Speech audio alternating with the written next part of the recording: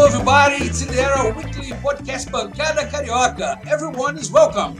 Não, você não clicou no programa errado. Hoje eu comecei em inglês em homenagem a esse spin-off da novela Brasil que voltou essa semana, a série Lava Jato. Mas por que em inglês? Porque nessa série temos um núcleo americano.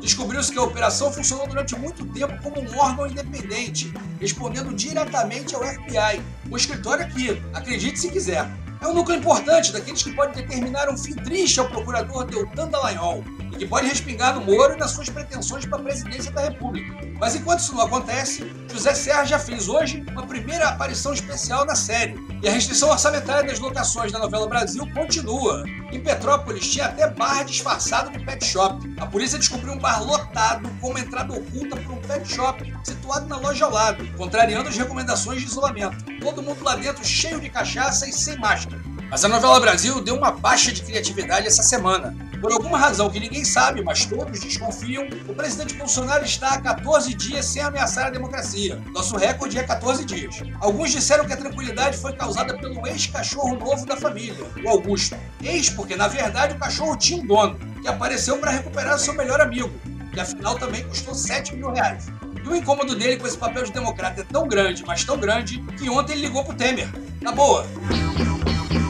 Se o Bolsonaro começar a falar aquelas besteiras usando mesóclise, aí acho que ele cai. No bancada de hoje temos um convidado, está aqui conosco o Ives Pierini, produtor cultural, integrante da banda Black Dog e gestor da Lona Cultural de Campo Grande, a Lona Elza Osborne. Para quem não sabe, Elza Osborne não é mulher do Ozzy Osbourne, junto com Regina Pierini, mãe do nosso convidado, e muitos outros artistas, fundaram o Teatro Rural na década de 50, que, para quem não sabe, foi o primeiro teatro de arena da América Latina. E aí, Ives, tudo bom? Beleza? Um abraço aí para a bancada. É um prazer estar aqui falando com vocês hoje. É isso aí. Tamo aí. Hoje, no primeiro bloco, falaremos sobre a greve dos motoboys. Esse, citando aquele disco mais ou menos do Pink Floyd, um momentâneo lapso de razão do trabalhador brasileiro. Ou será um flash de um neossindicalismo que teremos aí para os anos vindouros, nesses tempos de Covid, isolamento e home office? No segundo bloco, falaremos sobre a Lei Aldir Blanc, a ajuda emergencial sancionada pelo presidente. Nesse bloco, discutiremos a efetividade dessa medida, já, na minha opinião, um pouco tardia. Para isso, o Ives, que, como já dissemos, gerencia uma das lonas culturais, está aqui para nos ajudar a entender isso junto com a bancada.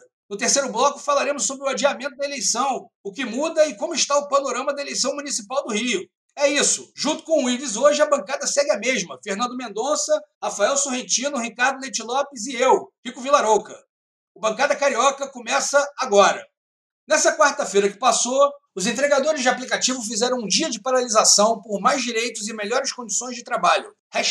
#Break dos Apps. Motoboys e ciclistas reivindicam segurança, alimentação, taxas justas de entrega, licença remunerada em caso de acidente e o fim da pontuação e dos bloqueios indevidos nas plataformas. Eles basicamente reivindicam CLT, só que sem avaliação e bloqueio, o que é exatamente o caminho inverso do que os recentes governos têm feito pelos trabalhadores. Os aplicativos divulgaram uma penca de notas oficiais e números percentuais que, no fundo, dão a entender que os entregadores estão reclamando de barriga cheia, mas no fim dizem que acham a greve justa e afirmam que a solução disso passa por mais Estado, o que é exatamente o contrário do que eles queriam quando abriram esses aplicativos e balançavam a bandeira do empreendedorismo. Sorrentino, ajude-nos a entender esse momento histórico do trabalhismo brasileiro. A greve é justa? De onde veio esse movimento e para onde vai?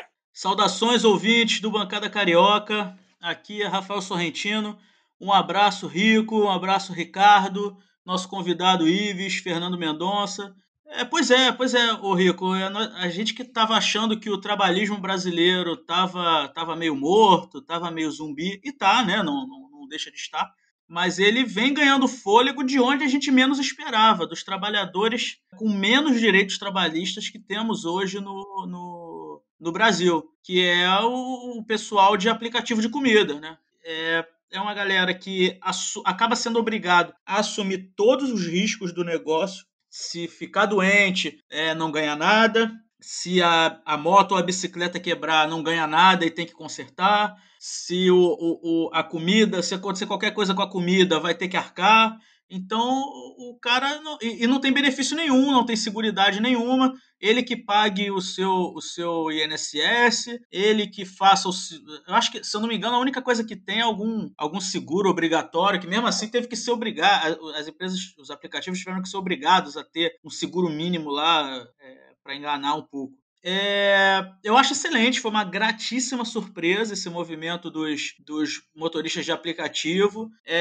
Muito provavelmente esse movimento ganhou força com uma brutal quebra de expectativa. Com certeza, os profissionais da área acharam que com esse período do coronavírus se abria aí uma janela de oportunidades para eles aumentarem, né, seus parcos ganhos mensais, porque como se esperava e acabou acontecendo de verdade, a quantidade de pedidos de comida em domicílio, principalmente advindos da classe média alta, aumentou muito nesse período, só que isso não virou sinônimo de mais dinheiro para os motoristas ou de melhora nas condições de trabalho. Eles, pelo contrário, tiveram que começar a trabalhar cada vez mais, com janelas cada vez menores para ganhar a mesma coisa, às vezes menos ainda. Então, gerou essa revolta, esse movimento que teve um caráter nacional, não foi mais forte em São Paulo, mas teve também força em outras grandes cidades. E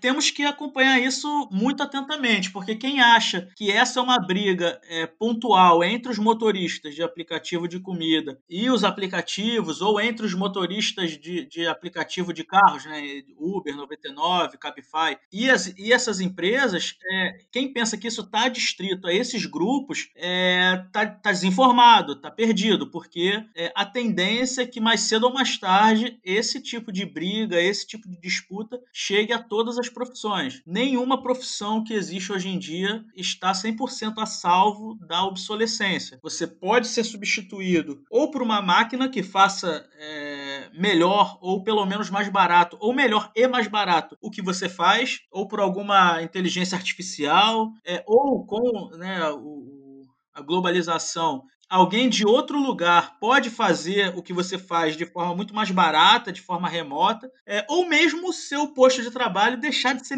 total e completamente necessário. E o posto sumir mesmo. A tendência no mundo a tecnologia ganhar cada vez mais destaque nas relações de trabalho e a quantidade de emprego reduzir mesmo, não é substituir por cargos mais qualificados ou menos qualificados. É sumir mesmo. A mão de obra vai ser cada vez menos necessária no mundo no médio prazo. E nós temos que começar a rediscutir o trabalho como a única forma de dignidade do cidadão. Hoje, o normal é um cidadão adulto, trabalha, produz e recebe dinheiro para poder ter um mínimo de dignidade em troca desse trabalho, em troca da sua mão de obra, ou do seu conhecimento, ou do seu trabalho físico mesmo. Essa lógica vai ter que mudar, porque senão nós caminhamos para o caos. Vamos ter que buscar novas formas das pessoas terem pelo menos o mínimo existencial, independentemente do trabalho, porque simplesmente não vai ter trabalho para todo mundo e talvez nem para a maioria mesmo. Aquele livro, o segundo livro do Yuval Harari, né? O primeiro é aquele Sapiens. Que é excelente. O segundo, que chama Homo Deus, que é excelente. Os dois são excelentes, mas no Homo Deus, ele dá a entender num determinado momento, agora que eu não me lembro literalmente, que talvez o último posto de trabalho humano não substituível seja a parte artística. Então, tu que é advogado se fudeu, preciso te dizer isso. Mas assim, a gente aqui da classe artística tá um pouco melhor. Não. Pelo menos no futuro, porque agora Isso aí, Ricardo. Vai sonhando. Acaba com a esperança dele aí, Ricardo. Espera aí que eu tenho que rir aqui durante os 2 meses. Assim, agora a gente tá mal, mas vai ter troco, hein? Tá bom. Assim, vai ser esse artista mesmo, né? Não vai ser um artista uberizado, não, né? Não vai ser um negócio. O Sorrentino acabou de falar, e o que ele falou tá certo. Vai todo mundo se ferrar. Aliás, já está se ferrando. A Globo está mandando, a Rede Globo, que é uma empresa poderosa, mandou um monte de gente embora. E você é contratado de maneira diferente dentro da TV Globo.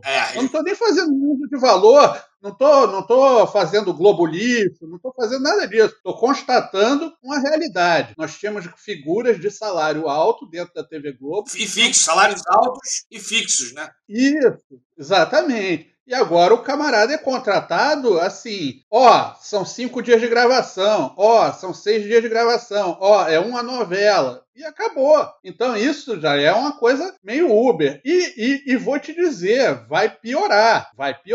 Vão começar a contratar, sei lá, por hora, por minuto, por não sei o quê. Cada profissional vai ter a sua forma precarizada de contrato. Agora, uma coisa que eu queria perguntar é que, assim, eu acho que não estava, talvez, na conta do empreendedor. Quando eu falo empreendedor, eu não estou falando o motociclista, não. Eu estou falando o dono, né? Porque tem dono, né? Tem patrão. Isso é patrão, né? É o cara que ganha, da Uber, da sei lá o quê. Vamos chamar de Uber, que é o mais conhecido, né? O que gera um perigo muito grande de chegar no momento, enquanto a gente estiver nesse caminho até a obsolescência do trabalho, das pessoas trabalharem, venderem sua força de trabalho a semana inteira, o dia inteiro, e nem assim ganharem o suficiente para o mínimo existencial. Por causa disso, por causa horário picotado, ficar à disposição do empregador, receber só por hora trabalhada, ficar completamente desguarnecido caso aconteça qualquer problema de saúde, acidente, qualquer coisa do gênero. A seguridade social mesmo, os direitos trabalhistas, coisas que demoraram décadas para serem ganhas e que em vários países do mundo já foram perdidas ou vêm sendo perdidas, e a gente aqui no Brasil está no processo de começar a perder muita coisa também. Pode-se discutir se isso aí...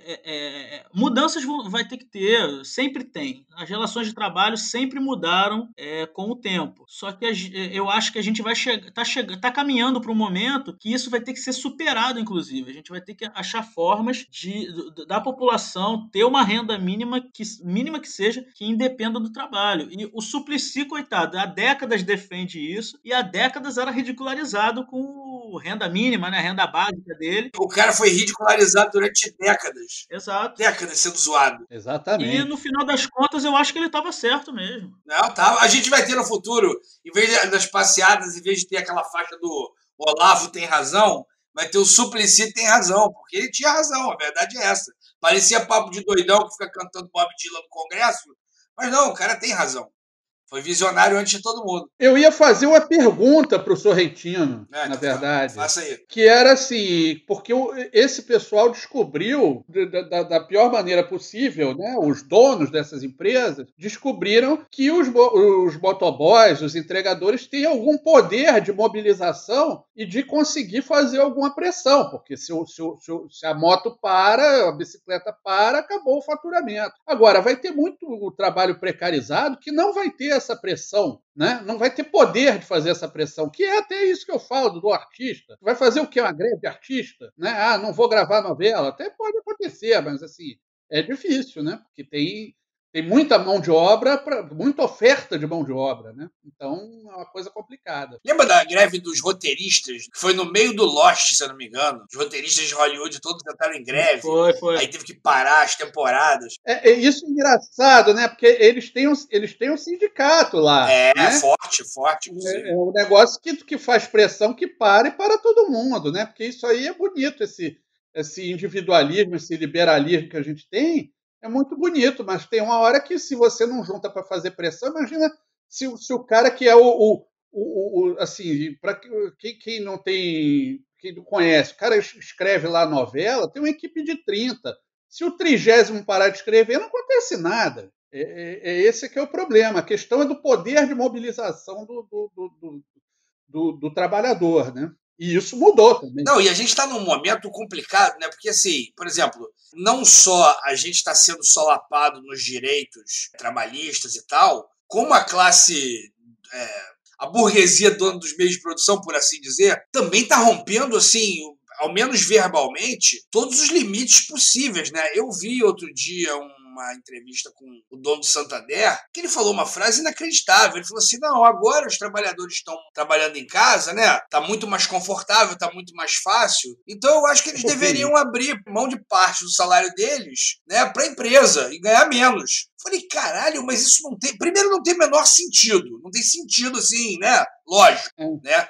Segundo, que o cara fala isso numa entrevista para um jornal de grande circulação, tranquilo. Assim, ele não tem a menor medo. Sem a menor vergonha. A cabeça dele não está em risco, entende? Ninguém vai lá cortar a cabeça dele. Se Maria Antonieta mandasse aquela conversa dos brioches aqui, não ia acontecer nada, porque, eu não sei, está num grau de letargia que às vezes me dá um certo medo. Que assim, porra, isso quando explodir, meu irmão, assim, vai ser pior que cortar a cabeça. Não sei, talvez também não exploda nunca, não sei. O que mais me preocupa no momento do Brasil é isso mesmo. Tem esse exemplo aí, os milionários entraram numa de falar uma idiotice atrás da outra, né? Mas não são os únicos. Uma atrás da outra. Mas não são os únicos. A gente vê um monte de idiota indo para a televisão defendendo ditadura militar, tortura de mulheres e crianças. E nada acontece, entendeu? Não há uma revolta geral, não há um... tem nota de repúdio, etc, etc. Mas assim, da população mesmo, não há um enfrentamento. E o mesmo acontece em relação a esses discursos de que no Brasil o trabalhador tem direito demais, a CLT é um bicho de 7 cabeças que ferra a economia do país. Quando o país estava bem, era essa mesma CLT. E a gente tinha pleno emprego. Aí agora virou a pior coisa do mundo. Que tem algumas coisas para mudar? Tem. Isso sempre tem. Sim, sempre tem. Qualquer legislação que você me perguntar, tem uma série de coisas que a gente pode mudar. Mas não é por isso que você vai largar ainda mais num cenário de desemprego que a gente tem, de desemprego e de subemprego e de precarização, você vai largar o trabalhador a Deus dará. É um absurdo total e completo. E o que mais me preocupa não são os milionários falando isso, porque eles, né, são idiotas e tal, mas eles estão defendendo o lado deles. O problema é que esse discurso está caindo na boca do trabalhador, do pobre. É o uberizado que vota na Amoedo, né? É um negócio sensacional. Pois é o vendedor da Natura que acha que é empresário. Exatamente isso, estão acreditando nisso. Isso tira o poder de mobilização, você está entendendo? Porque isso é um ótimo exemplo, né? Como é que os vendedores de Jequiti vão fazer greve? Né? Não tem, né? Não tem como fazer, né? Porque eles não param diretamente e falta essa união. E se o cara ainda acreditar nesse discurso de que não precisa nada, aí a coisa fica mais complicada. E o que eu achei até, de certa forma, interessante nessa greve é que, assim, ninguém pediu carteira assinada, não. Os caras estão pedindo condições mínimas, entendeu? Exatamente. É o mínimo. Tipo, assim, é o mínimo. Então, isso é como você falou aí, Sorrentino, que as relações trabalhistas elas vão mudando, entendeu? Assim, ninguém acha também que vai ficar como era antes, mas, assim, vamos com calma, né? Não precisa extrapolar. Não precisa voltar à escravidão. Assim, o que os caras estão falando é isso. A gente não quer carteira assinada, ninguém está pedindo férias, ninguém está pedindo álcool gel, uma comida, são coisas básicas, né? Uhum. É tipo greve, é tipo pedir banheiro, né? Hoje é quase inconcebível você ter um ambiente de trabalho que não tem um banheiro, mas assim, não tinha, né? Sim. Então é isso. É tão básico que a gente fica meio incomodado, assim, tipo, não é possível que estamos discutindo isso no século XXI. Exatamente. Mas é isso. O bom disso tudo é que parece que os aplicativos sentiram o golpe, né? Claramente eles sentiram o golpe, fizeram o iFood, eu não sei, eu não vi de outros, mas devem ter soltado também notas na imprensa e tal, mas o iFood colocou um comercial às 20h30 da noite na Globo, no intervalo do Jornal Nacional, se eu não me engano, tentando se explicar, porque eles viram que o negócio ficou esquisito, entendeu? Que eles perceberam pela primeira vez, talvez, que o entregador não é só aquela bolinha que aparece no mapa deles. Tem uma pessoa ali que tem anseios, que passa por problemas, entendeu? Não é só a formiguinha que carrega o pacote do ponto A ao ponto B. Isso é ótimo, né? É ótimo. E acho que eles não esperavam também a repercussão com o comprador final, né? Porque eu acho que teve uma grande aderência aí do comprador dando razão aos entregadores. Então, isso aí ficou feio, né? Por isso que tem que pagar anúncio mesmo. Ficou feio, tem que explicar. Né? Tem que explicar. explicar. Quem é feio, explica. Não, eu vou te contar, sabe Não o quê? tem jeito. Me veio a cabeça agora. Eu falei assim, se os motoristas de aplicativo fizessem essa greve e ao mesmo tempo lançassem um aplicativo próprio, perigava, sei lá, o Rappi, o iFood, não sei o quê, perdesse um share de mercado grande, assim, de uma vez só. É porque não tem esse outro aplicativo para onde migrar, né? Mas, de fato, perigava acontecer. Impossível não é. É porque não era a intenção deles, né? Mas, assim... Mas eu acho que exatamente, não é a intenção deles. O que eu achei bacana, vamos dizer assim, bacana não é, né? Porque, pô, eu não acho que os caras tenham uma boa condição. Mas, assim, achei honesto. E isso que eu achei que ficou feio para as empresas, porque foi muito honesto da parte dos caras, entendeu? Não, a gente não está pedindo, não é mordomia, não tem nenhum exagero Não, de fato não tem. no que eles estão pedindo, entendeu? Então, assim, ficou muito difícil. Fica muito difícil. Quando você eu quero aumento de 100%, é difícil negociar isso, né? Você fica numa situação, pô, os caras estão pedindo demais. Não dá. Agora, não, ninguém achou que é demais, né? Essa aqui é a realidade. Fernando, tem alguma observação sobre essa greve? Você ficou sem comer no dia que os entregadores não trabalharam? Fiquei, deu meu total apoio, não comprei nada desses aplicativos exploradores do povo brasileiro. Fala a bancada carioca, fala pessoal dos ouvintes, nossos ouvintes da bancada. Fiquei, eu me recusei e também boicotei os aplicativos naquele dia. Mas, só para dizer que temos que lembrar que essa questão do motoboy, os entregadores, na verdade, são os motoboys. Isso já é uma questão antiga, principalmente em São Paulo. Quantos Globo Repórter, sexta-feira, falavam sobre o dia a dia dos motoboys, arriscando o trânsito e tal.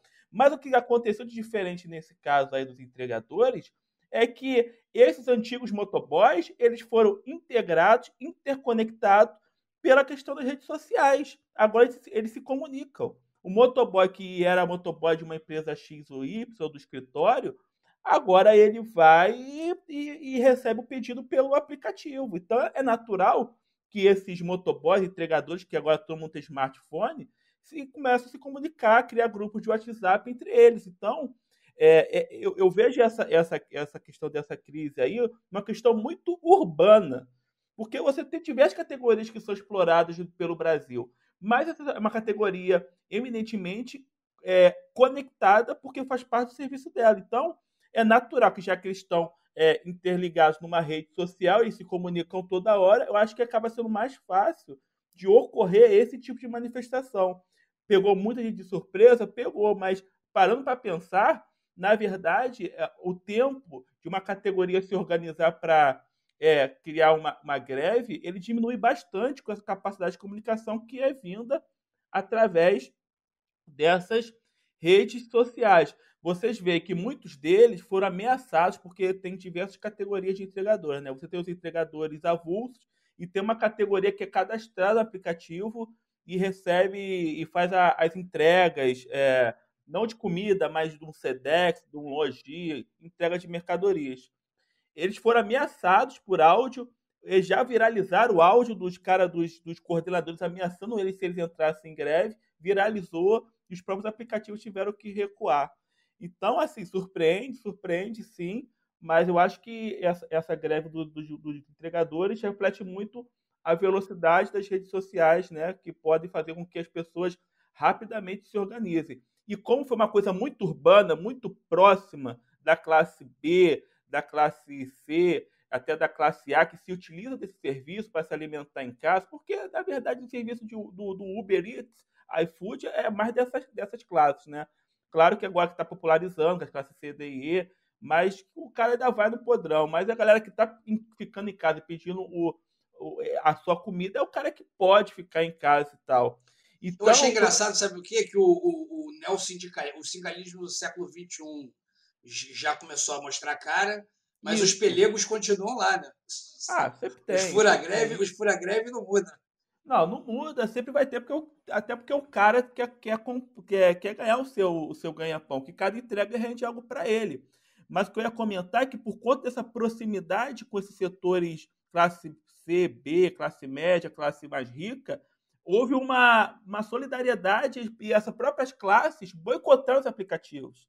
Então, por mais que o cara quisesse furar a tal da greve, houve sim por parte das pessoas uma mobilização para não pedir no aplicativo. Então, esse sindicalismo do século XXI que você colocou aí também tem muito da questão de uma conexão com o consumidor, graças às redes sociais. Então, um fenômeno, assim, para um sociólogo é maravilhoso de analisar o que está acontecendo aí.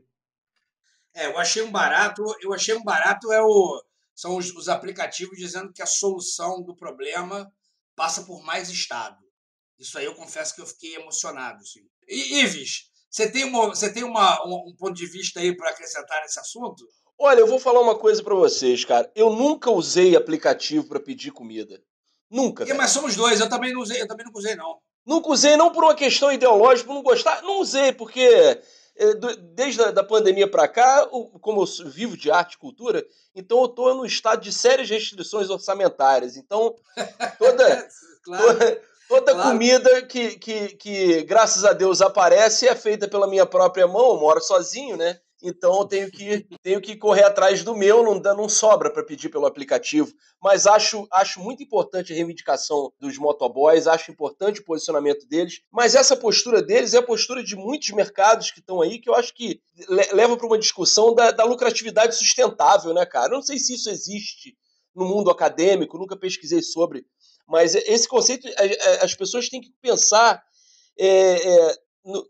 nas consequências do lucro, né? E no que traz de lucro e no que traz de consequência para o mercado aí. Eu acho que essa industrialização de tudo no mundo tem que passar por uma discussão, né? Será que a gente quer que tudo seja industrializado? Tem que haver uma discussão ética antes de qualquer coisa. Existem movimentos já rolando há algum tempo. Até nesse momento da quarentena se falou muito disso, de você privilegiar o comércio local quando for comprar alguma coisa, né, para ajudar ali de repente a vendinha ou o mercado do seu bairro. Assim, aqui em casa a gente está um pouco nesse movimento mesmo. Eu só estou indo no mercado que é aqui do bairro, comprando as coisas básicas, que como a gente já conversou aqui, as restrições orçamentárias existem. De qualquer forma, o que me deixa um pouco, vou falar irritado, só para ser mais eufêmico, mas assim, na verdade, o que os aplicativos fazem que não seja simplesmente logística, que é uma coisa absolutamente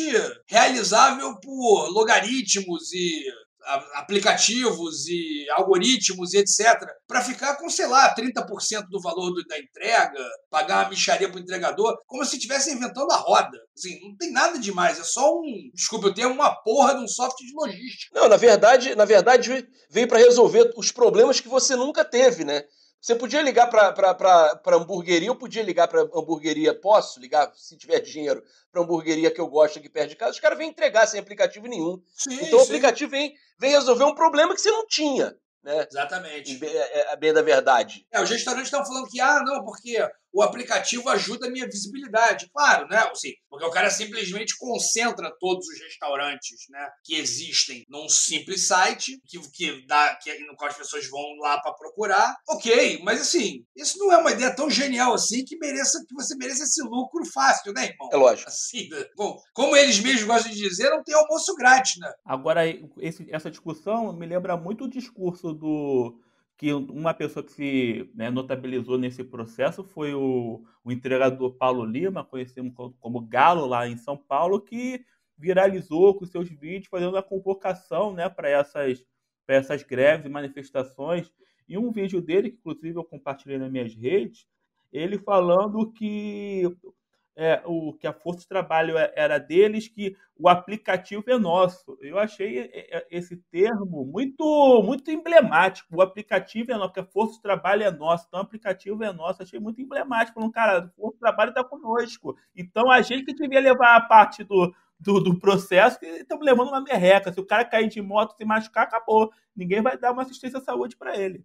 Eu achei o depoimento desse rapaz aí, o Galo, um troço impressionante. Por um segundo, É claro, por um Haile segundo e só a título de curiosidade. Eu fiz um rápido paralelo com o Lula. Não que eles tenham qualquer similaridade, né? Mas eu fiquei assim, caramba, as nossas lideranças vão ser sempre líderes sindicais? Será que desse líder sindical sai alguma coisa, sai uma liderança política? Eu achei o vídeo muito interessante. E gerou uma empatia, né? Porque não que, sinceramente, não que foi um discurso brilhante, mas era um discurso que ressoou naquele cara que tá ali todo dia com a sua bicicleta ou tá com a sua motoca fazendo entrega. Aquilo ressoou. O cara falou, pô, realmente, eu tô me ferrando aqui, tô... Pô, eu às vezes peço comida nesses aplicativos. Quando eu vejo que é a pessoa de bicicleta, eu confesso que eu fico assim, até eu me sinto mal. Eu fico, caraca, o cara tá de bicicleta lá de 10, 15 quilômetros. Não é coisa perto. Eu moro em Santa Teresa. Você acredita que uma vez veio um cara entregar um lance de bicicleta aqui? Nossa, eu fico... Pô. É isso. Parece que a greve já está planejando mais um dia de parada nas próximas semanas. Acho que a imprensa merecia ter dado um pouco mais de moral para o único movimento, sei lá, de reivindicação de trabalhadores surgida, né, no meio dessa pandemia, e uma categoria que está sendo super necessária. Acho que merecia um pouco mais de repercussão, mas vamos ver como é que vai ser aqui para frente. Também vamos ver como é que vai ser a postura das empresas.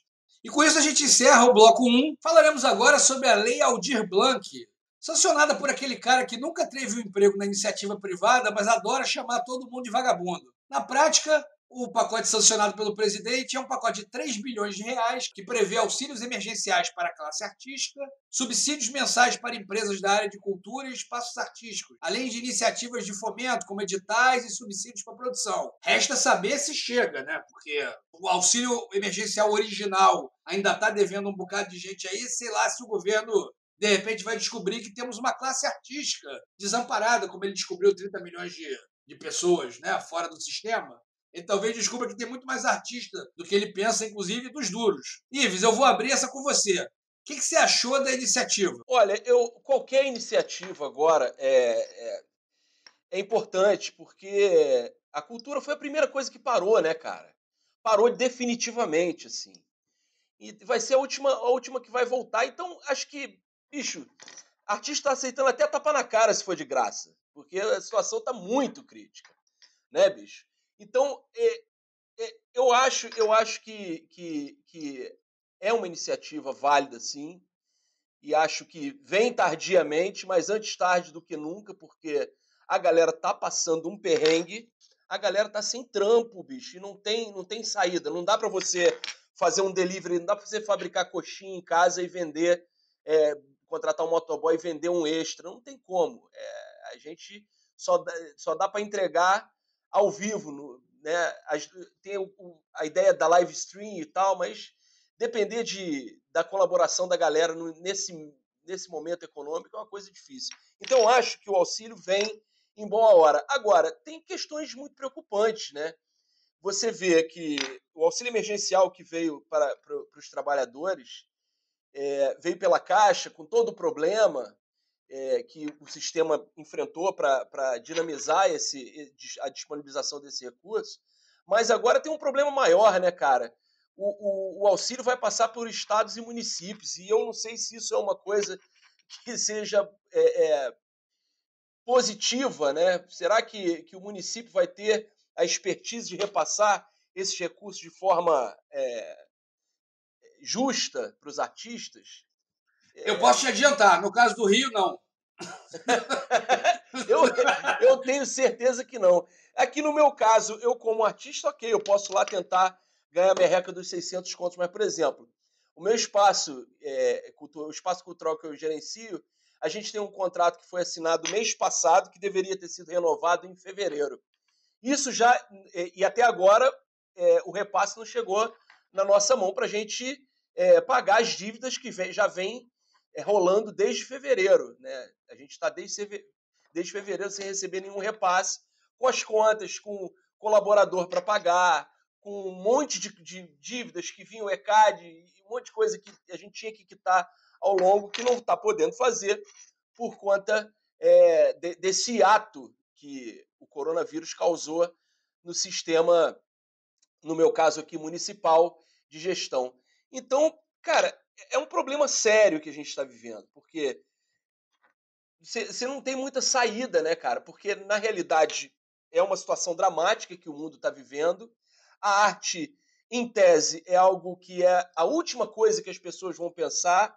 E, de uma outra forma, ao passo que a gente viveu o isolamento, se tornou um item muito importante para o psicológico das pessoas. Então, eu vejo com alegria o auxílio, mas vejo com muita preocupação a capacidade de estados e municípios repassarem isso de forma justa, de forma positiva para os artistas que realmente precisam. Né? Parece um oásis, né? Aquela coisa maravilhosa que vê ali ao longe, mas sei lá se é de verdade, né? Me diz uma coisa, o espaço, a Lona Cultural lá de Campo Grande, a Elza Osborne, ela é totalmente subsidiada pela prefeitura. Explica pra gente como é que era a sua forma de tocar a Lona antes da pandemia. Então, aqui é um teatro privado que nasceu em 58, um teatro a céu aberto, era então um teatro a céu aberto, que minha mãe ajudou a fundar no final da década de 50 e atuou diretamente nesse teatro, que até então era o Teatro Rural do Estudante, Campo Grande era a zona rural, atuou diretamente aqui na inclusão cultural da zona rural do estado da Guanabara. Veio a ditadura militar, cada um correu para um lado, alguns foram presos, outros foram ameaçados. Minha mãe fugiu para a Bahia e lá conheceu meu pai, né, nessa fuga dos anos de chumbo. E em 86 a gente voltou para cá para assumir de novo o então Teatro de Arena, Elza Osborne, né, porque era assim que era chamado. Nesse meio tempo, entre vocês estarem na Bahia e voltarem em 86, o teatro ficou na mão de alguém? Parado. Completamente abandonado. Algumas pessoas que faziam parte desse grupo, que era um grupo teatral, tentaram manter o teatro funcionando, mas não conseguiram porque a ditadura militar não possibilitou. Teve gente presa, teve gente perseguida, teve gente que sumiu, enfim. Minha mãe conseguiu fugir. Em 86, quando a gente voltou, meu pai assumiu a direção do Teatro de Arena e começamos a buscar uma forma de fazer o espaço funcionar, porque era um espaço céu aberto, qualquer intempérie impedia que o espaço funcionasse. Foi então que a gente criou um projeto chamado Cubra o Arena e Descubra a Nossa Arte. E como assim, meu pai botou o projeto debaixo do braço e começou a pedir recursos aí para cobrir o Teatro de Arena. Até que teve a Eco 92, ele passando de ônibus na frente do aterro do Flamengo, falou, porra, o que será que esses caras vão fazer com essas tendas? Desceu no aterro e foi conversar com o engenheiro-chefe lá, e que estava no desmonte das tendas, falou, essas tendas vão ser doadas, repassadas pelo governo, acho que era o governo francês, que tinha trazido as tendas, tinha subsidiado as tendas, vai ser doado para a Prefeitura do Rio. Meu pai foi, então, conversar com o Hélio Porto Carreiro, que era o presidente da Rio Arte, e no final da gestão do Marcelo Alencar, nós conseguimos a doação de uma das tendas para cá. O Marcelo assinou, mas não executou. O César Maia assumindo, a gente correu atrás, foi lá, tem esse projeto, o Marcelo Alencar assinou, vamos ver isso aí. Vieram para cá, fizeram a medida do Teatro de Arena, e por uma sorte do destino, a tenda cabia certinho no nosso espaço. E a gente começou a fazer a nossa programação cultural, né, aqui, atuando com escola, trazendo estudantes para ver peças de teatro. E no 6º mês de funcionamento, a gente já tinha batido, em termos de frequência, todos os teatros da rede municipal de cultura até então. Aí isso chamou a atenção para criarem um projeto a partir disso, a partir do nosso modelo de funcionamento aqui, que criou-se as lonas culturais. Até então era o Teatro de Arena com uma tenda. Aí o Ricardo Macieira, que era um arquiteto da Rio Arte, assumiu, foi o cara que veio medir aqui o espaço para colocar a tenda, assumiu essa questão e, a partir da ideia do meu pai, criou um projeto de lonas culturais. Aí veio a lona de Bangu, subsequentemente a de Realengo, Vista Alegre, e hoje são 10 lonas e 5 arenas que foram baseadas na nossa aqui como projeto piloto. Eu não tenho nenhuma impedimento em dizer que foi meu pai que criou essa forma de empreender cultura. né? Empreender em cultura. E por que teria, né? Assim, eu diria isso com o maior orgulho, como você inclusive diz, né? Não. Sim. Então podemos dizer que a lona de Campo Grande, a lona cultural de Campo Grande é a lona máter, né? É a das lona lonas máter, culturais é o projeto piloto, é o projeto que deu origem ao que a gente conhece hoje como lonas culturais e arenas culturais municipais, hoje. Tudo foi... Olha que maravilha, nasceu da Eco 92, quer dizer, nasceu não toda, né? Mas parte dela gestada na Eco 92. As 8 primeiras lonas, as 6 primeiras lonas tiveram tendas da Eco 92, oriundas da Eco 92, cobrindo seus espaços. Aí a gente começou a dar isso tudo, gente, sem verba, tá? Não tinha verba. A gente funcionava vendendo bilhete. E aí, de bilheteria, vivendo de bilheteria. Vendendo de bilheteria, vivendo dos recursos que a gente criava dentro do espaço. Aí quando criou-se a terceira lona, que é a lona Gilberto Gil, aí eles falaram, vamos dar um dinheirinho para esse pessoal aí, para dizer que é alguma coisa, né? Aí deram uma verba de R$5.000 para cada uma das lonas. Aí nós nos tornamos lona cultural. Deixamos de ser teatro de arena, que tinha uma tenda doada, para ser um projeto, o primeiro espaço genuinamente parceria público-privada do Rio de Janeiro. Sim. Isso é interessante como isso serve de lição para os dois lados, né? Tanto para a direita, que fica tentando vender umas parcerias público-privadas, no qual, né, o privado entra com a cara e o público entra com o resto, né? Aquela parceria caracu. E a esquerda que acha que a parceria público-privada é um negócio que não funciona de jeito nenhum. Exatamente. É quase um tabu, né? Não, e é uma coisa incrível, porque há quem diga que esse processo aí é uma privatização da cultura. Mas essa fala, que geralmente é oriunda da esquerda mais extremista, ela é de uma ignorância. Porque, veja bem, eu vou dar um exemplo, né, cara? Você quebra um braço aqui, o cara quebra um braço em Niterói e outro quebra o braço em Manaus. Como é que conserta o braço? A técnica é a mesma, não é? O cara vai emendar o teu braço aqui, igual ele emenda em Niterói, igual ele emenda em Manaus. A cultura não. Você não tem um sistema de fazer cultura. Quem faz cultura é a ponta. A cultura é um ente em constante transformação. Não existe tecnologia cultural que funcione para todas as coisas. Então, qual é a única forma de fazer cultura de maneira direta e emblemática? É injetando na ponta, no cara lá, no mestre de cultura do Ceará, no cara dono da roda de capoeira de Salvador, nos malucos aqui de Campo Grande que produzem cultura, no pessoal da escola injetando recurso na ponta. A cultura não. A cultura é um ente em constante transformação. A cultura ela tem que ser realizada por aquele que está na ponta da execução da cultura. Então não existe uma forma, não existe um método, não existe uma maneira do Estado promover a cultura. O Estado tem que ser mantenedor da cultura, tem que ser subsidiário. Não dá para ser, não tem como criar uma tecnologia cultural que se encaixe no Rio Grande do Sul, e nos Pampas e no sertão cearense. Olha, você tem que contar isso pro Roberto Alvim, porque ele bem que tentou. Alta cultura.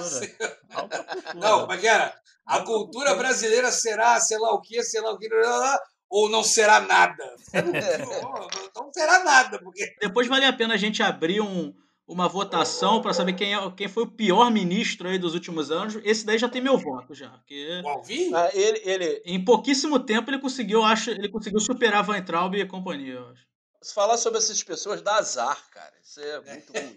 Eles têm uma energia péssima. Esse daí, se falar o nome dele, é capaz dele aparecer aí no Aparece pra você. Pode repetir 3 puxa vezes. Tua perna de noite. Com Regina Duarte, vê os dois fantasiados de Exu puxar tua perna. Não é bom falar esses nomes muito, não. Com direito a ponto palhaço. Rápido comentário, Rico. Só queria acrescentar que o Ito falou que cultura não existe um sistema pronto. As pessoas não têm noção do quanto de emprego a cultura gera. É muita gente envolvida.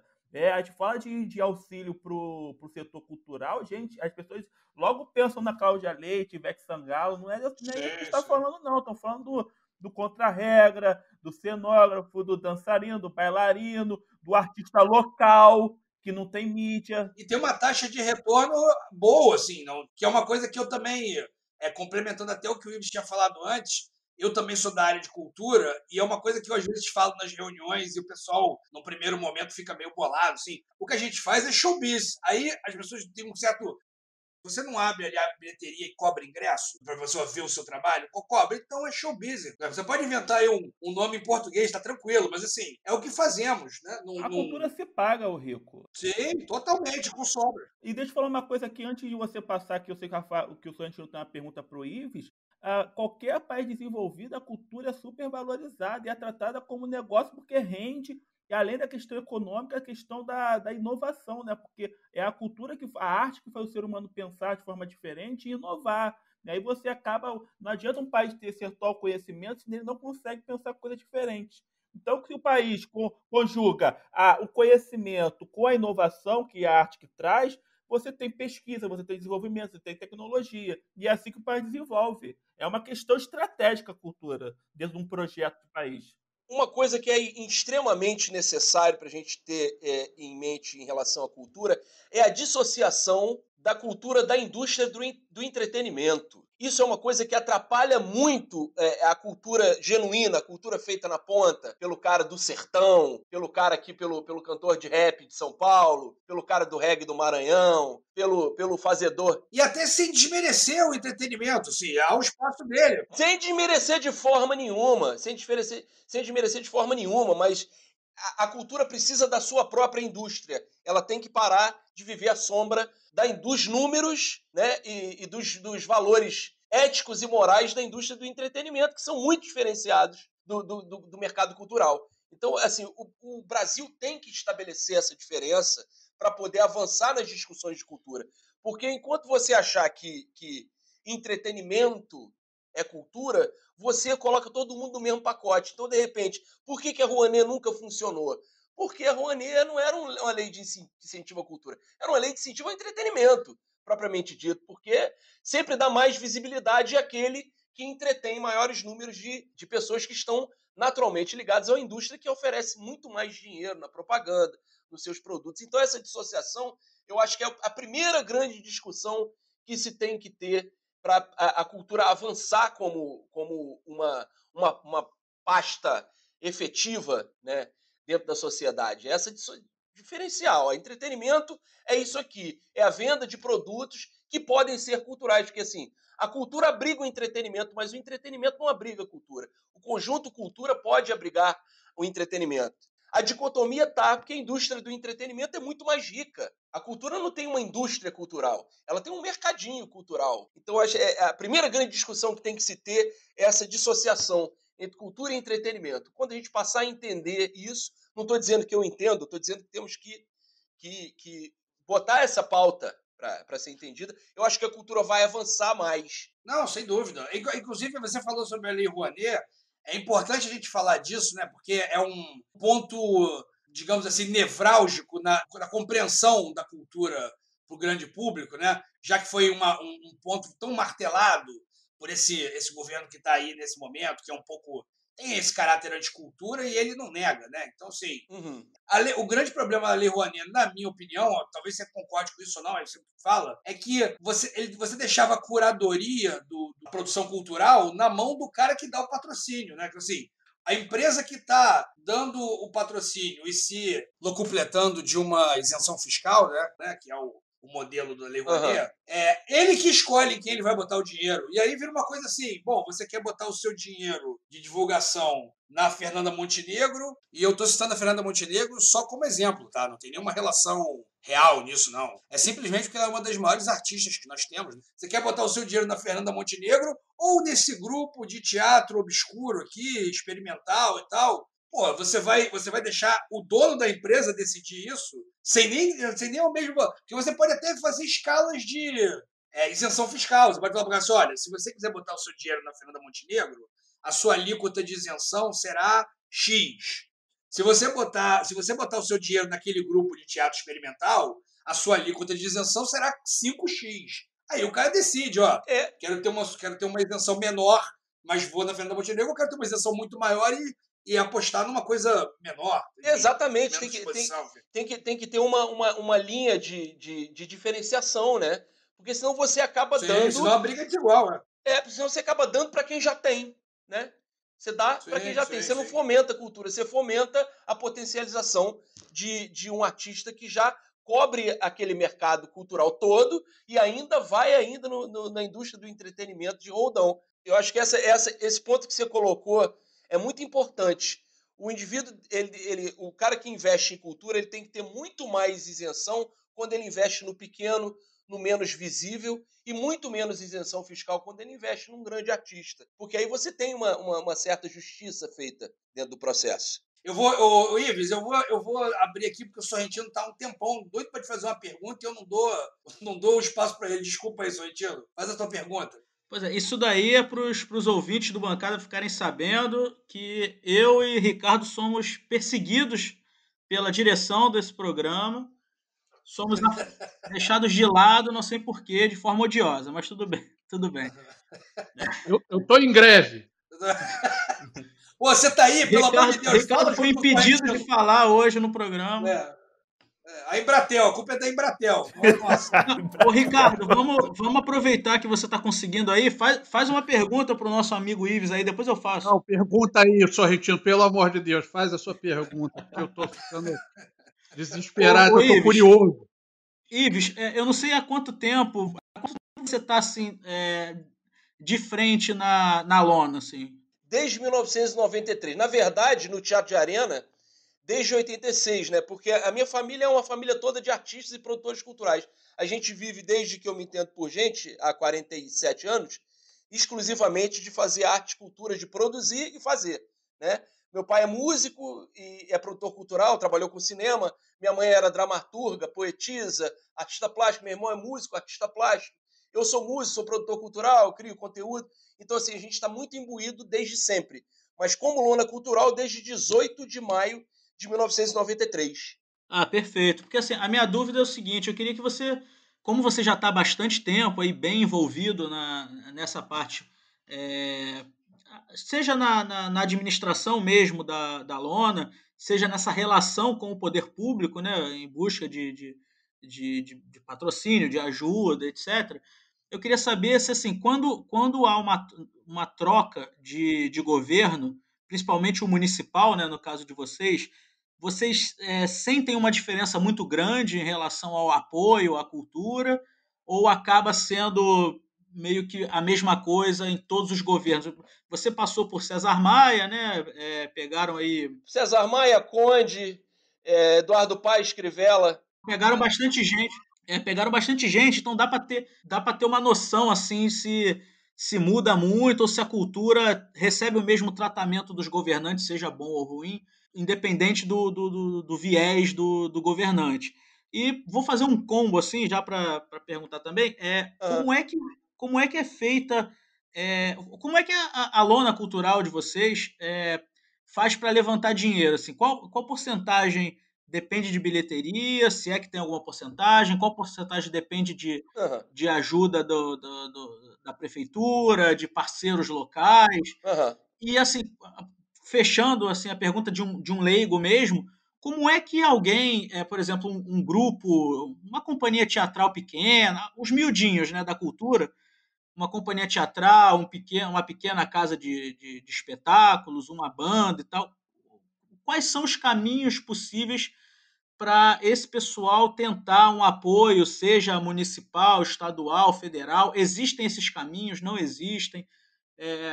Como é que o cara faz? Qual é esse caminho das pedras, se é que tem algum? As gestões das lonas, elas têm uma certa autonomia. A nossa tem uma autonomia diferenciada porque nós não somos um espaço que está lotado num terreno público, né? O nosso espaço é um terreno privado que trabalha para o interesse público, né? Então a gente tem um pouco mais de autonomia para agir dentro das características do nosso projeto de trabalho. Mas vamos lá, em relação às gestões municipais. É um problema. Então, toda mudança de gestão, até para o mesmo gestor, né? Se você sabe, você estava com o César Maia, ele vem para um segundo mandato.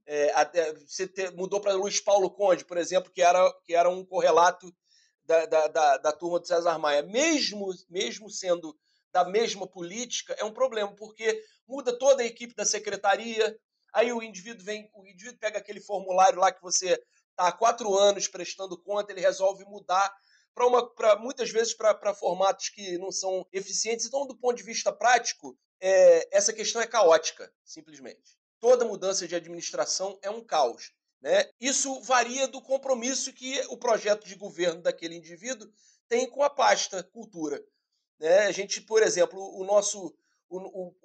o César Maia foi um bom prefeito, ele criou a primeira lona cultural, criou mais 10 ao longo da sua gestão, mas, por exemplo, o Conde foi o prefeito que mais liberou recursos e mais deu autonomia para gestões de lona.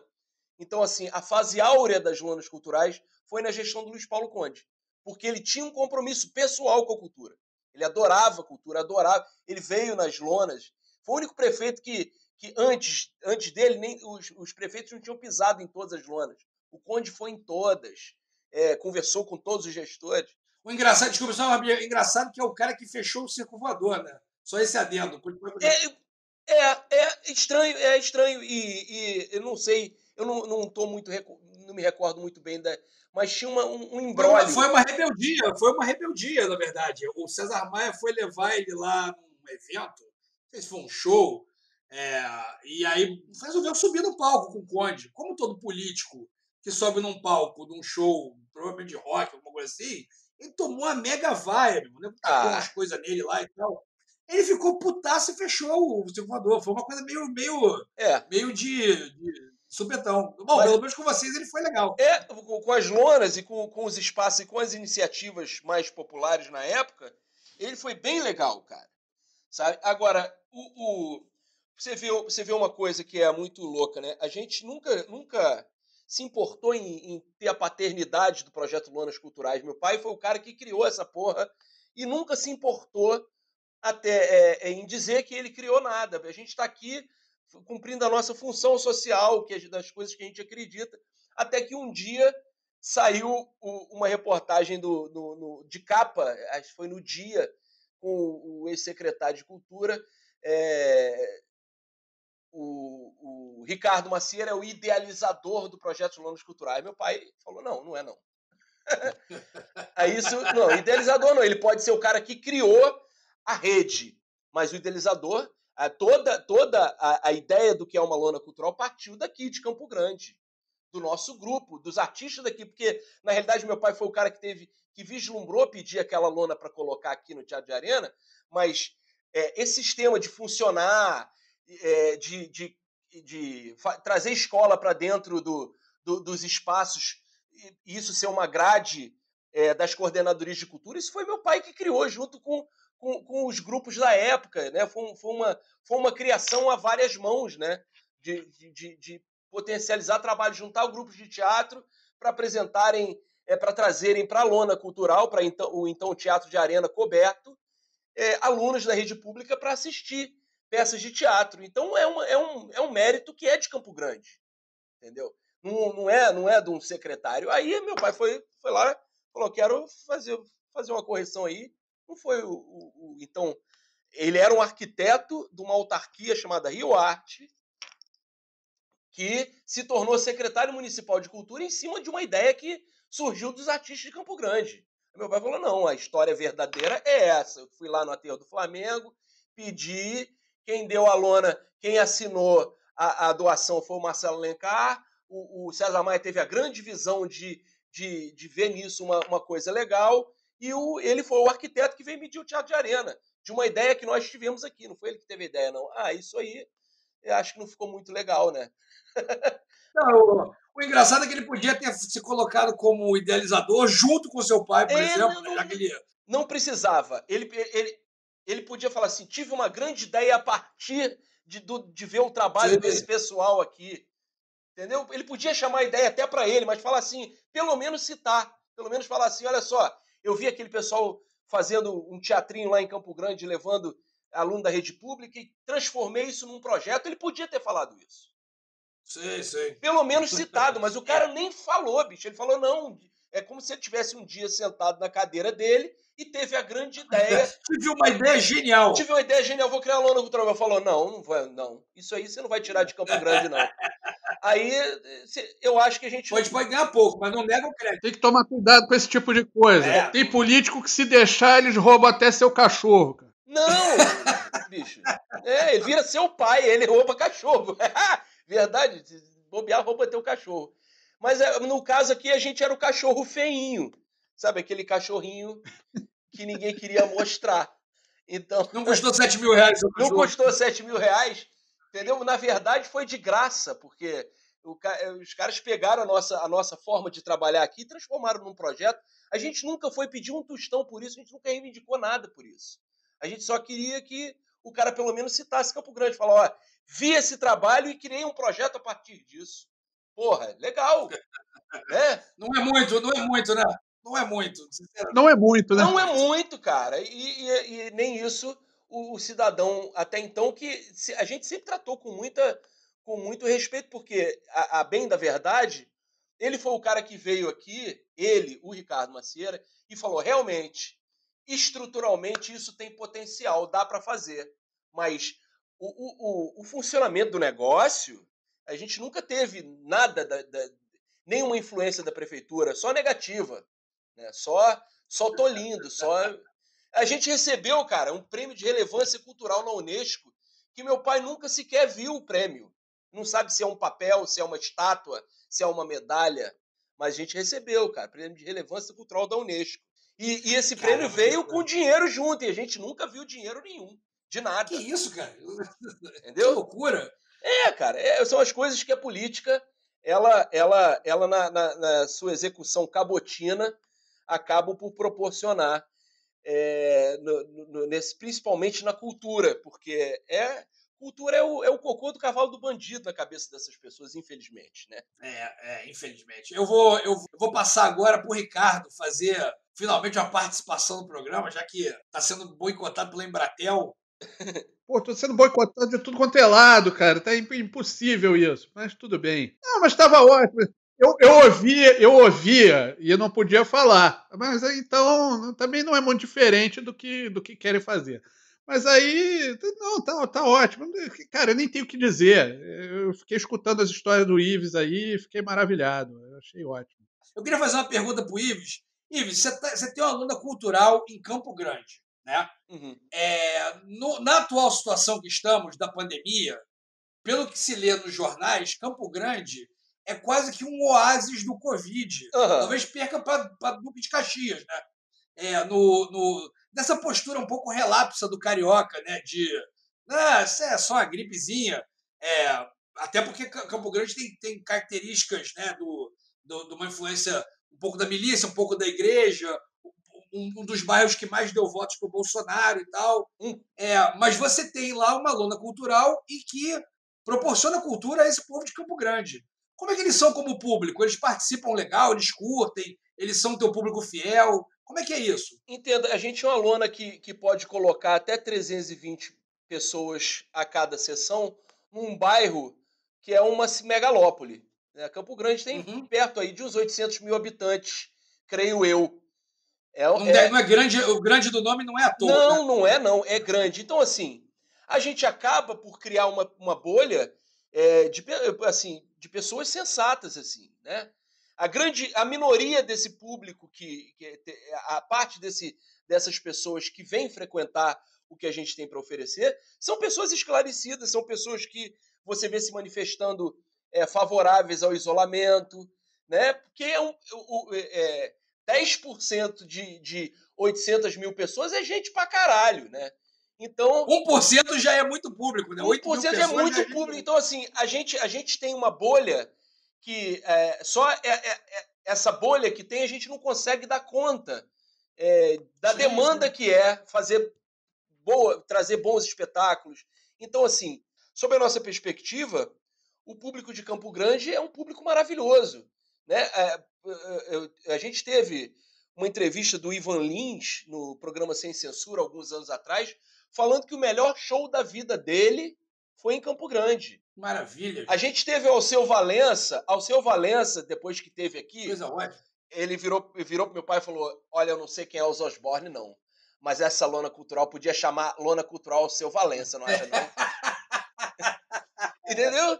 Zé Ramalho teve aqui e se abraçou com uma coroa que falou umas coisas lindas para ele e chorou dentro desse palco. Geraldinho Azevedo adora tocar aqui. Belchior adorava tocar aqui. Ari Toledo, Costinha. A gente já teve milhares assim, eu tenho muito mais facilidade de falar os artistas famosos que não pisaram na lona do que os que já pisaram. Os que não vieram aqui não vieram porque são muito maiores do que esse lugar consegue comportar. Pô, eu tive Chico Anísio tomava café com minha mãe. Sim, que maravilha. Entendeu? E o público que a gente teve aqui, a gente lançou com casa lotada aqui, CD do Mauro Senise, do Cama de Gato, Gilson Peranzeta, um monte de gente, Carlos Malta, a nata da música instrumental brasileira, toda tocou aqui, a galera do Azimuth tocou aqui, um monte de gente. Sim. Entendeu? O Planet Ramp fez os primeiros shows grandes para um grande público aqui. Entendeu? Então esse deve ter dado problema, né? Não deu problema porque Campo Grande ainda não era reacionário como é hoje, nessa época. A gente sofreu depois da fortificação das milícias do neopentecostalismo, Campo Grande, por ter inchado também a sua população, ele tomou essa característica mais pautada na ignorância. Mas o público oriundo daqui não é muito assim, não. É muito sortido. Tem uma galera muito moderna em Campo Grande, cara. Você vê, os maiores violonistas eruditos que tem fama no mundo todo, os irmãos Assad, são de Campo Grande. Entendeu? O melhor disco dos Novos Baianos foi feito aqui no Rio da Prata, em Campo Grande. Eles tinham uma chácara aqui. Sim, sim. E é verdade. Só para acrescentar que o Ives está falando, eu como morador de Campo Grande, e tem uma coisa interessante, que tem muita gente que tem uma relação muito afetiva com a lona, o teatro de arena, né?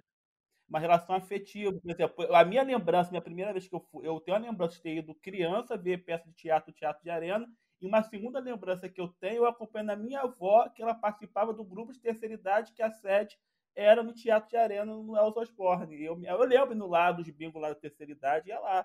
Quer dizer, então é uma relação afetiva muito boa que a população tem com a... Importantíssima para a comunidade, né? E aí, como um todo. Aí as pessoas falam hoje de trabalho de especiais do lúdico, usando o lúdico. A gente já faz isso desde a década de 90, cara.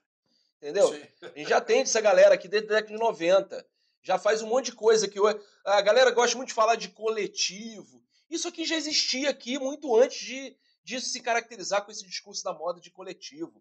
As pessoas já se organizavam aqui, diversas bandas, grupos de teatro. Aquela menina Werneck, Thalita Werneck, os maiores públicos que ela começou a ter antes de ser famosa era aqui. Paulinho Serra é uma cria aqui da Zona Oeste, veio muito para Campo Grande. Rafael Portugal, antes de ser do Porta dos Fundos, veio muito fazer as esquetes do canal Ish ao vivo aqui, quando o stand-up ainda nem chamava stand-up, né? Stand-up comedy. Sim, sim. Entendeu? Então a gente acompanhou pioneiramente a criação de várias instâncias, várias formas, várias modas que hoje fazem parte desse discurso do que é cultural, né? E a gente estava aqui na ponta fazendo a coisa acontecer. Eu acho que o maior problema de tudo, na verdade, não é da cultura, não é de Campo Grande, é que verdadeiramente o Rio é uma cidade partida, né?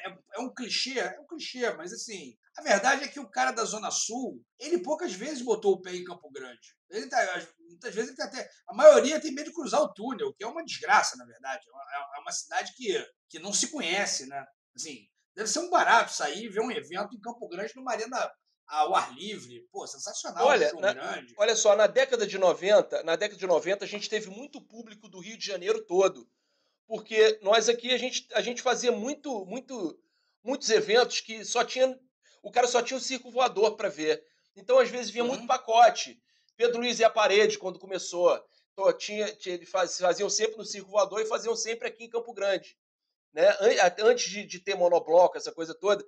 E a galera, às vezes, vinha da Tijuca, vinha de outros lugares, de Nova Iguaçu, para ver coisas aqui, peças espíritas, peças teatrais famosas, a gente fez várias. Então, assim, antes do Rio de Janeiro se render a esse fenômeno da milícia, da violência urbana exacerbada, como é hoje, a gente tinha um fluxo de pessoas que vinham de outros lugares para assistir, gente que estava afim de ver coisa. A gente vinha gente de Paracambi, de Seropédica, de Itaguaí, ver coisa aqui. Hoje isso não é uma realidade, porque a realidade urbana hoje, a violência e a insegurança, a falta de segurança pública, é uma coisa que impossibilita. Eu mesmo, sabe, eu só saio de Campo Grande para trabalhar, mas a gente já teve participação de todo o Rio de Janeiro como público nosso aqui, Nova Iguaçu, Itaguaí, Seropédica, Paulo de Fronten, Queimados, Nova Iguaçu, muita gente vinha assistir coisas aqui.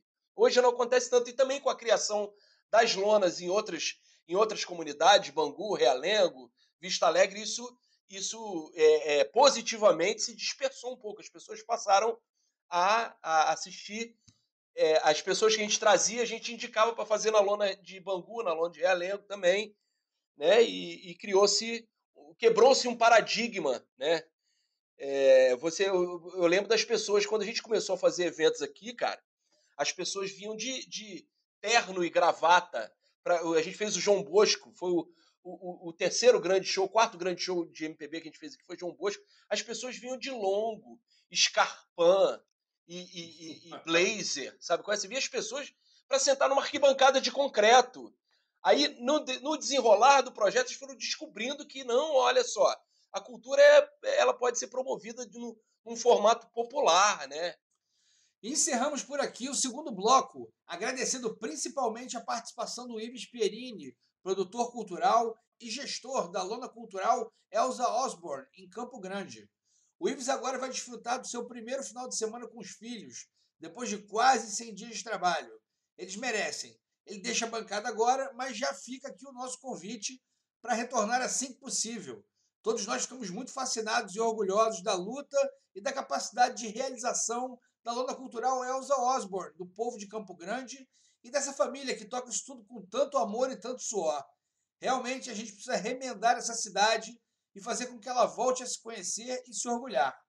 Mas já fica o convite aqui para você voltar em outras edições, hein? A gente tem uma edição para fazer sobre a história dos bairros do Rio. Será um prazer, a qualquer hora, qualquer assunto e a qualquer momento que vocês quiserem, eu tô de volta aí pra gente trocar essa ideia. Tranquilo. Beleza? Pô, cara, foi um prazer, hein? Obrigado aí.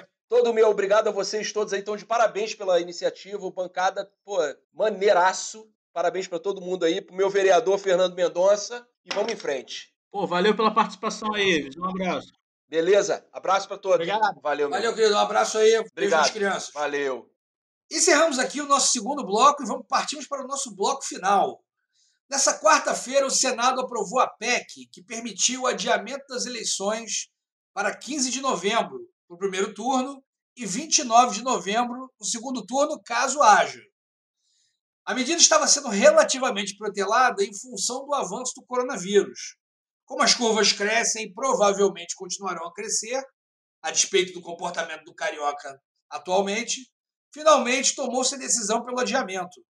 Na prática, nada muda. O que importa é que o futuro eleito seja empossado no dia 1º de janeiro, nem um dia menos. Fernando, isso muda alguma coisa na campanha que se avizinha aí? Tem alguma mudança tática ou alguma mudança significativa para essa eleição para prefeito aqui no Rio de Janeiro? E até no Brasil, se tiver algum panorama? Sim, Rico. Essa questão aí envolveu várias mudanças, porque primeiro houve a ala dos prefeitos e vereadores, né, que através dos seus deputados federais, que muitos deputados do chamado Centrão, na verdade, são eleitos por conta de prefeito, né, que são lideranças locais.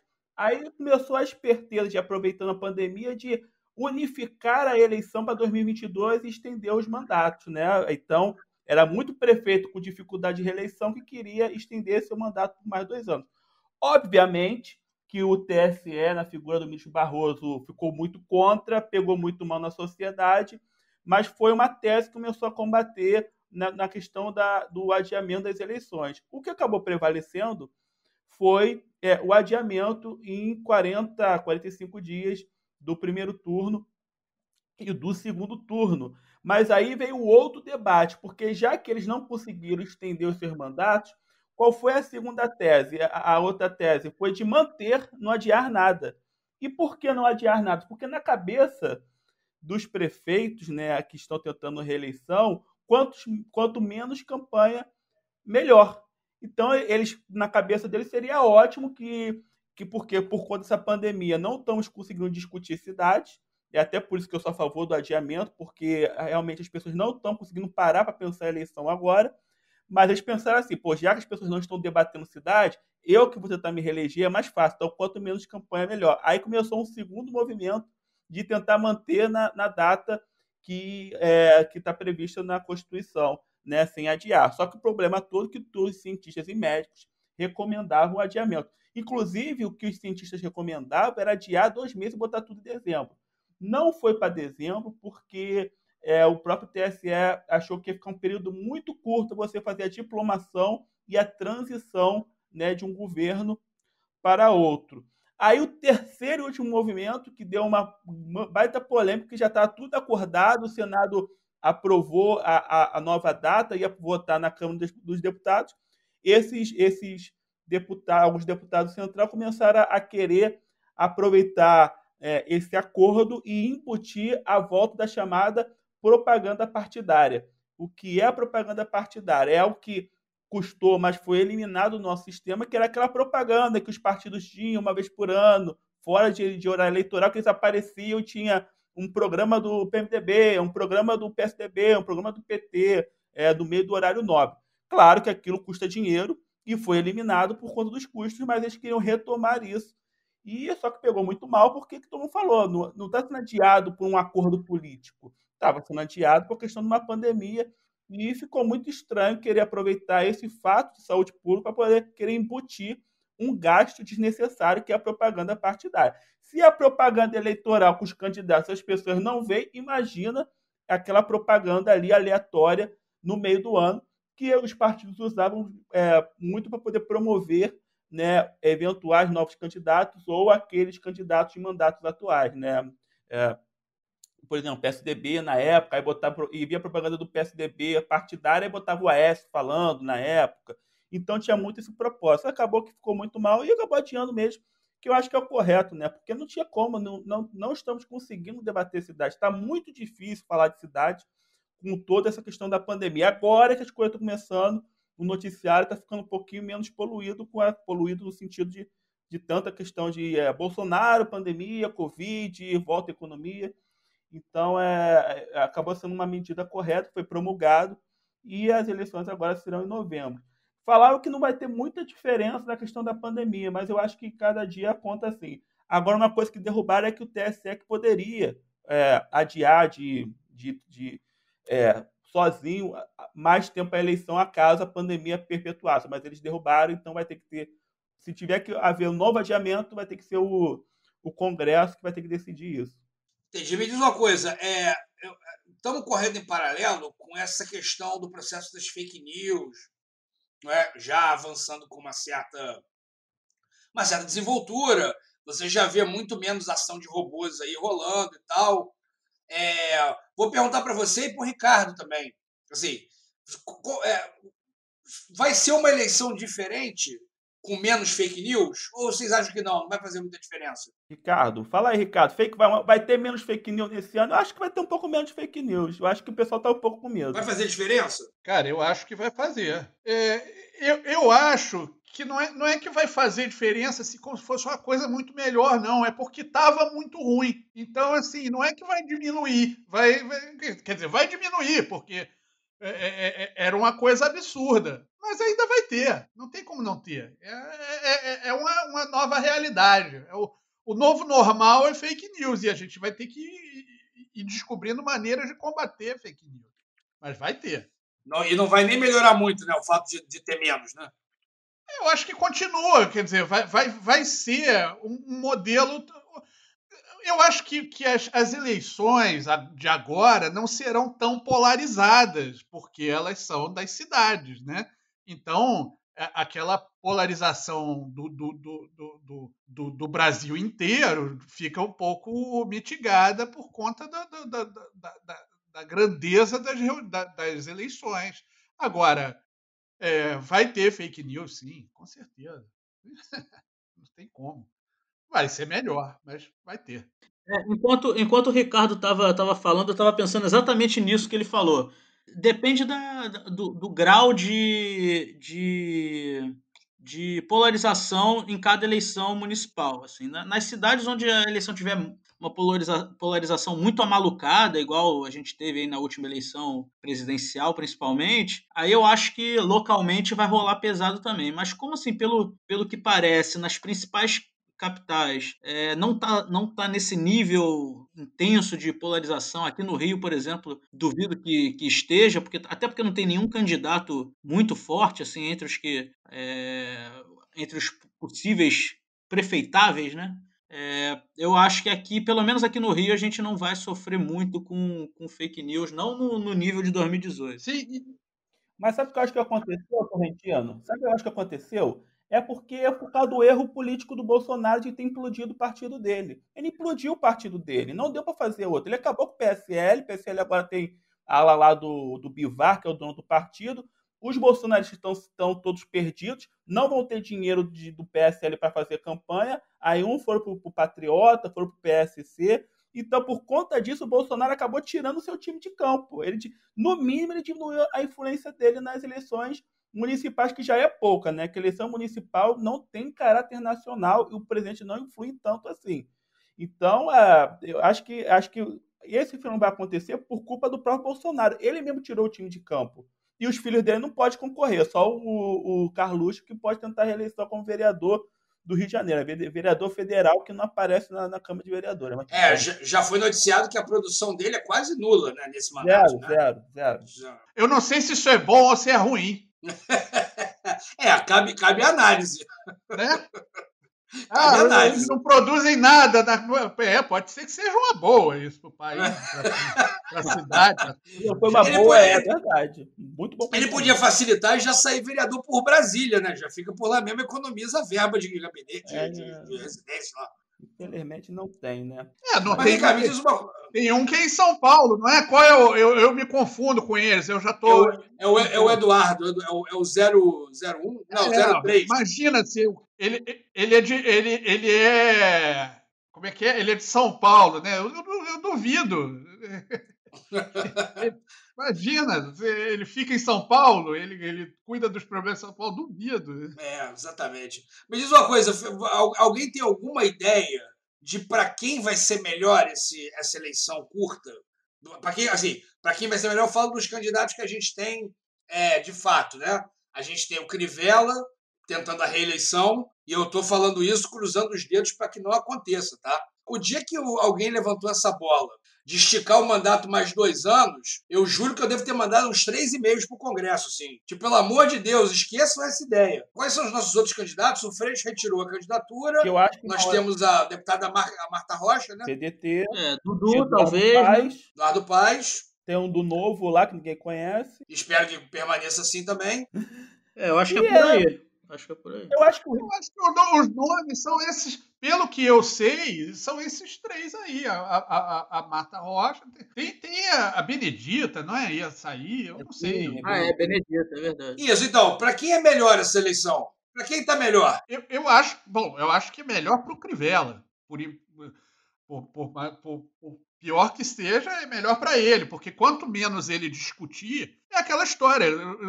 A eleição curta, campanha curta, você não discute muito e bota teu nome lá, entendeu? Exatamente. Foi a tese. Foi a tese que eles defenderam. E o Crivella ia se aproveitar disso. Para ele, quanto menos campanha tiver, melhor. Ele não quer debater. Exatamente. Porque você não tem prestação de conta nenhuma. Você chega lá e diz, tô aí, tô na área, vota em mim. Pronto, acabou. E ninguém discute mais nada. Mas ele não tá com a melhor das avaliações, né? E fora que o atual prefeito, pelo cargo, ele acaba aparecendo na mídia de qualquer jeito. Os outros não aparecem. Com certeza.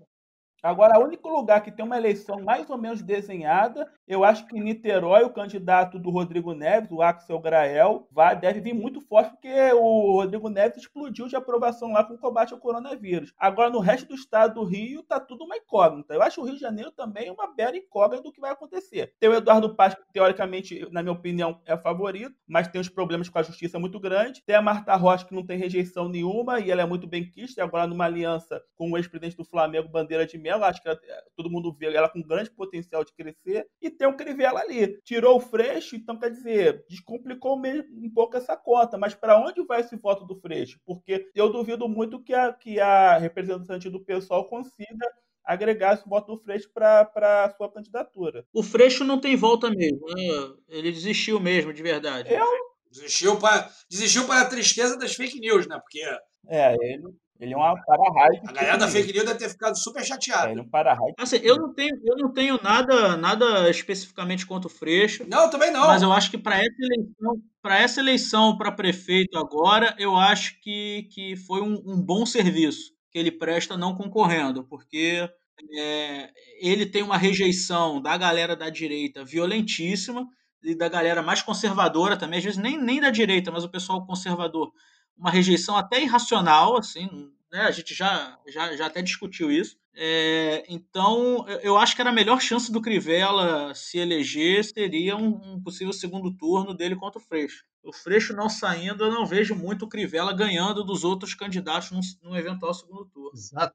Perfeito. Eu também, eu concordo com isso aí, gente.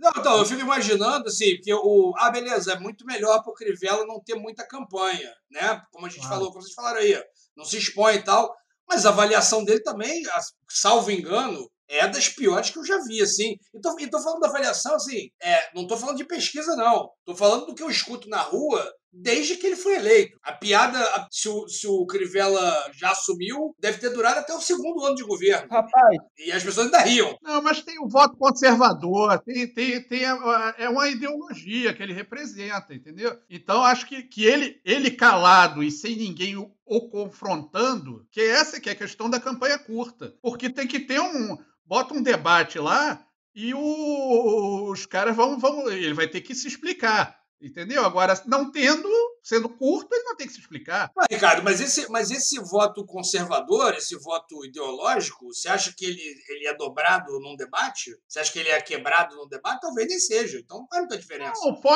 pode ser que sim, se aparecer alguém, por exemplo, para o Eduardo Paes é vantajoso ter uma campanha mais longa e ter debate, para ele confrontar o Crivella. Para a Marta, é vantajoso também, porque ela se apresenta.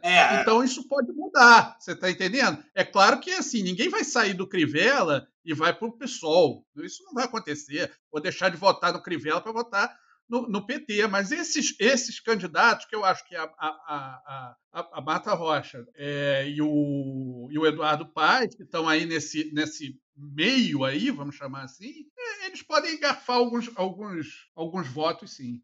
Mas assim, o problema do Crivella não é ter ou não ter campanha. O problema é a gestão dele, que foi péssima, não tem nem evangélico votando nele. Tem até cada universal que não vai votar nele. O problema dele está sendo esse.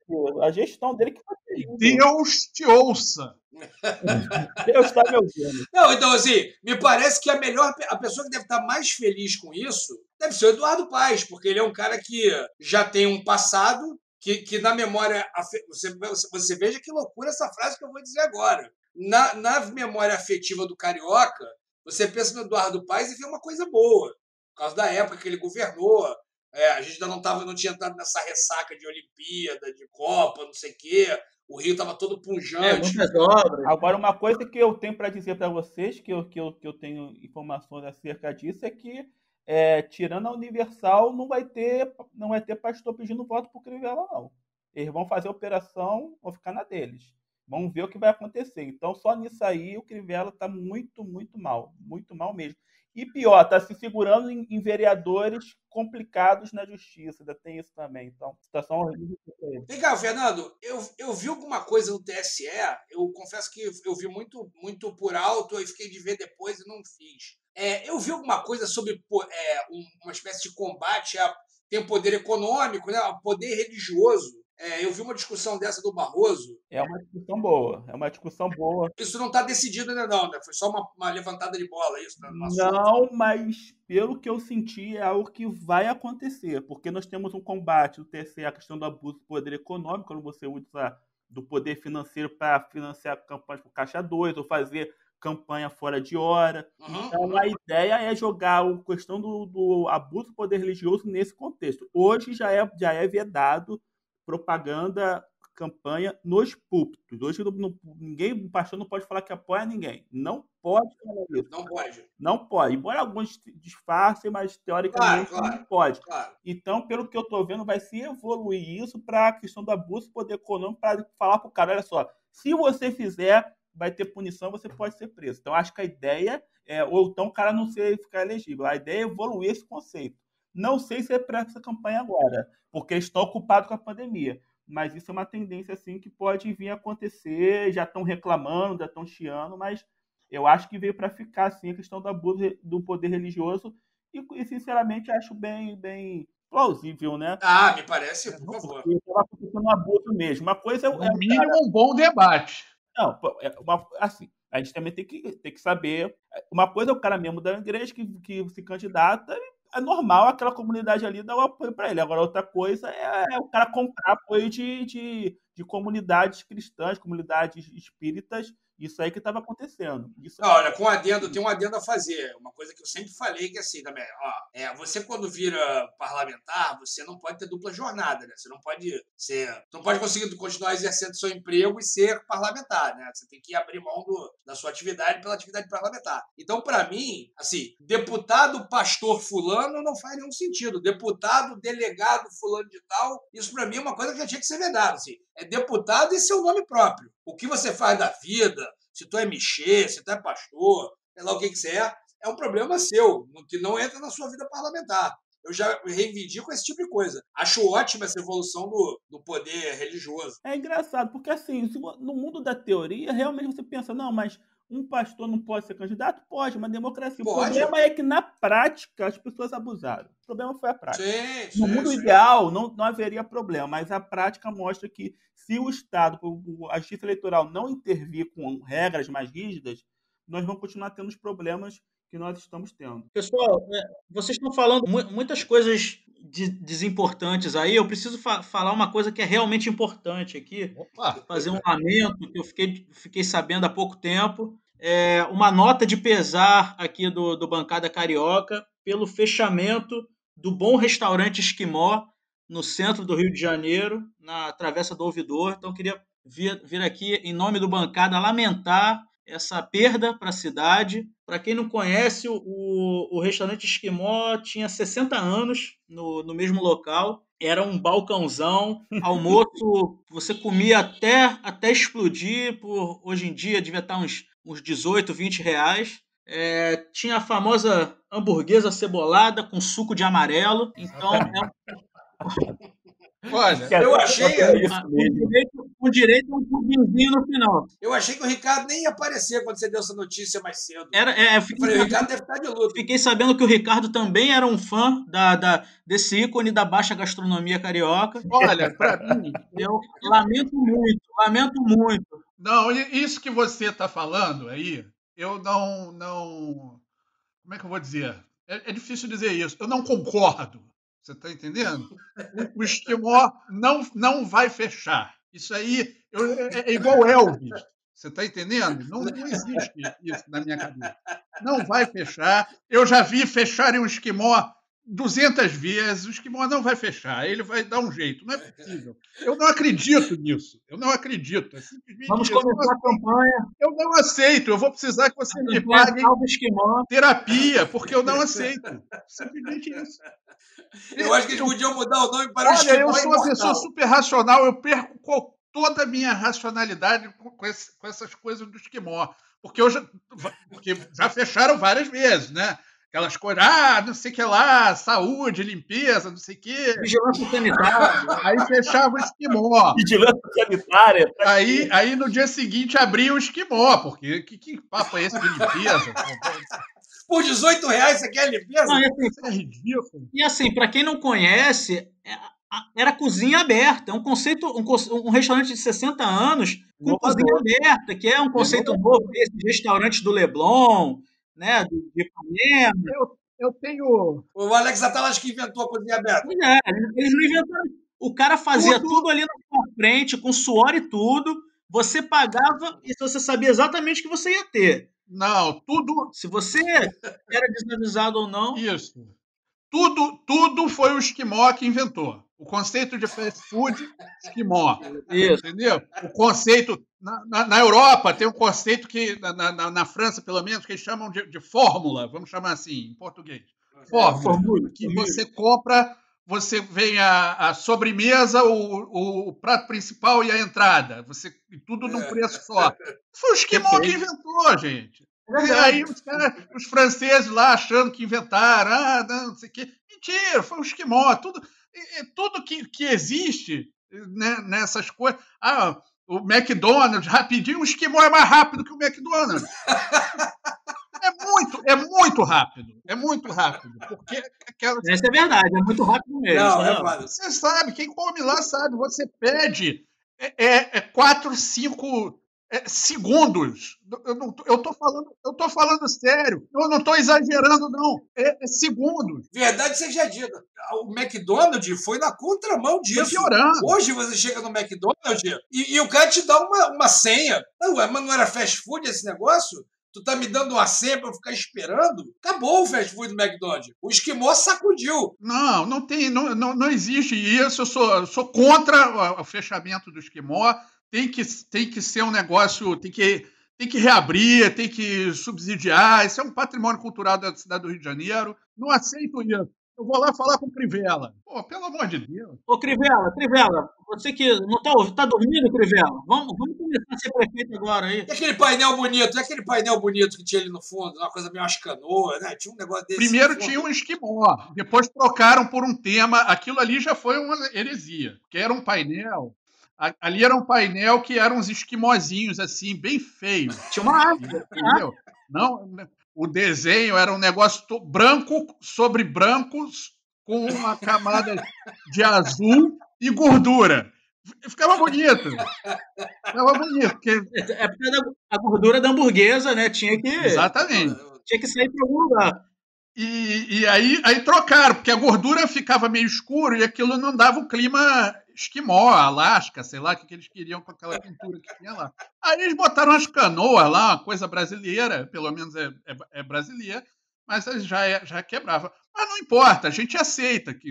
Agora, isso aí, o que eu não aceito é o fechamento do Esquimó. Eu não sei nem quanto estava, acho que era 20 pratas, quanto é que estava, não sei. Já tinha um tempo que eu não ia também, mas era por aí, 20, 21 reais. Era comida, mas era uma comida. Outra coisa, fala-se muito de nutrição, de não sei o quê, esses programas de culinária. O Esquimó, ele servia o prato do trabalhador brasileiro, entendeu? Era uma comida que uma pessoa do Leblon come uma semana. Você podia repetir se você quisesse. Se você fosse um violento assim, você podia repetir, não tinha problema. Sim. Com direito... Eu nunca consegui terminar, que dirá repetir. E eu também não. E com direito a pudinzinho no final, diga-se de passagem. Pudinzinho, exatamente. Você sabe o que é o melhor, cara? Que eu botei aqui, quando a gente está conversando aqui, eu botei o Esquimó aqui no Google, né? Cara, a quantidade de sites, inclusive o TripAdvisor, assim, dos melhores PFs do Rio de Janeiro, melhor PF do Rio de Janeiro, melhor PF do Rio de Janeiro. Quer dizer, você vê que patrimônio cultural a gente está perdendo o melhor PF do Rio de Janeiro. Rapaz, foi assim que o Sorrentino me fez ir lá. Vamos lá que tem um lugar que é famosinho, melhor, nunca comeu assim na sua vida. Aí o Sorrentino me levou no Esquimó, foi assim mesmo. E você se arrependeu? Não, foi uma experiência interessante. Não tem nada igual em Campo Grande, fala a verdade. Não tem. Ele foi no Esquimó esperando receber um bom tratamento do garçom, que passasse guardanapo na boquinha, pelo amor de Deus. Pelo amor de Deus. Sentou, tomei tua comida. Cheguei lá, um balcão estranho. Porque você também não pode Cheguei chegar lá, um balcão estranho, sentou. É um balcão estranho, sentou. Daqui a pouco o cara só jogou o prato assim do troço. Exatamente. Você também não vai querer. O cara te atende, o cara traz a sua comida em 20 segundos. Então, se você levar 5 segundos para fazer o pedido também, você já está avacalhando o trabalho do cara, entendeu? Não é assim. Você tem que chegar lá e dizer, eu quero isso, hamburguesa, batata frita, cebola, bife, não sei o que lá, arroz e feijão mulatinho. Pronto, pá. Aí o cara traz. E assim, descobrimos agora que também o Spoleto copiou o Esquimó também, né? Com certeza. Eu escrevi uma vez um texto quando fecharam, numa dessas fechadas aí, essas besteiras aí. Fechou por causa da higiene, não sei o que lá. Por quê? Porque tem uma panela um pouco mais antiga. Aí fecharam. Aí via lá a saúde pública fazer aquela fanfarra. Fechou o Esquimó, ai que nojo, não sei o que. Agora, aí eu até me perdi o que eu estava falando. Enfim. É muita dor. Eu sei que é muito triste isso. Para onde vai aquele acervo, né? Aquelas facas cegas que ficavam penduradas na parede ali, para onde vai aquilo, não sei. Eu tinha que fazer um museu do Esquimó carioca. Bom, hoje a gente está terminando o podcast com essa notícia trágica, né? Vamos torcer aqui por fechamento do Esquimó ser apenas um alarme falso, já que não é possível que a pandemia fez o que nem a vigilância sanitária conseguiu. Vai voltar. A não ser que não. Vai voltar. Se não descobrirem cura para. Aí nós estamos ferrados também, né? Aí é outra coisa. Aí é fim do mundo, agora aí é outra história. Agora vai voltar. Eu acredito no Esquimó. Vamos torcer para voltar como o Esquimó imortal. Esquimó para prefeito. E com isso a gente encerra o terceiro bloco do Bancada Carioca. E antes de ir para o Dicas da Bancada, eu vou só levantar uma bola que a gente devia ter falado no programa, mas hoje foi tantos assuntos. Por mais que o Bolsonaro tivesse ficado calado essa semana, que a gente acabou passando com isso. E o Serra, hein? Alguém prestou atenção? Demorou tanto que já nem interessa mais? O que você acha, Ricardo? Eu não sei por que foram abrir agora essa... Como é que eu vou chamar aí essa... A tumba do Serra, né? Mas, enfim, tá valendo. Vamos ver o que vai acontecer aí. Quem fez tem que encana, né? Então, eu acho muito esquisito virem com essa de Serra agora, mas vamos ver, né? Eu tenho a suspeita, Rico, que rolou uma movimentação na Lava Jato, os lavajatistas mesmo do Moro estão saindo de cena, e tem uma galera mais próxima do Bolsonaro assumindo a operação, e por isso eles bateram no PSDB, que todos sabemos que é quem está patrocinando essa investida das instituições, do judiciário em cima do Bolsonaro. Tem essa impressão, mas vamos aguardar um pouco, porque está muito fresco aí. Vamos para ver o que está acontecendo por trás, que está muito estranho a Lava Jato em cima do Serra, com quase 90 anos. É agora que vai punir o Serra por corrupção, é brincadeira, né? Mas 50 anos na prática, no mundo. É muito estranho. Nas ruas. Chega quase a ser injusto, né? Pois é. É verdade. Bom, então vamos por Dicas da Bancada. Eu vou abrir a minha dica, então. Fala aí. Eu essa semana finalmente assisti, eu sou muito fã do Terry Gilliam, o diretor de cinema, que era do Monty Python, tem vários filmes famosos, né? Os 12 Macacos, Brasil Filme, é um dos meus cineastas prediletos, e o último filme dele, eu tava um tempão para assistir, eu consegui assistir anteontem. Uma pena que eu demorei tanto para assistir, chama O Homem que Matou Don Quixote. O filme é muito legal, muito interessante, mas o mais interessante nele, o que pode dar a vontade das pessoas assistirem, é o seguinte: ele passou quase 30 anos para fazer esse filme, porque ele começou o projeto em 88, aí ficou um tempão para financiar, arrumou uns patrocinadores europeus, foi filmar em 2000. Quando ele filmou em 2000, ele chamou um ator dele para fazer o Don Quixote, um ator mais de idade. O cara teve uma crise de hérnia, não conseguia montar a cavalo, e nisso ele filmava num deserto, se não me engano, na Espanha, na Turquia. Teve uma inundação no deserto, ele perdeu o equipamento todo, o seguro não quis bancar, enfim.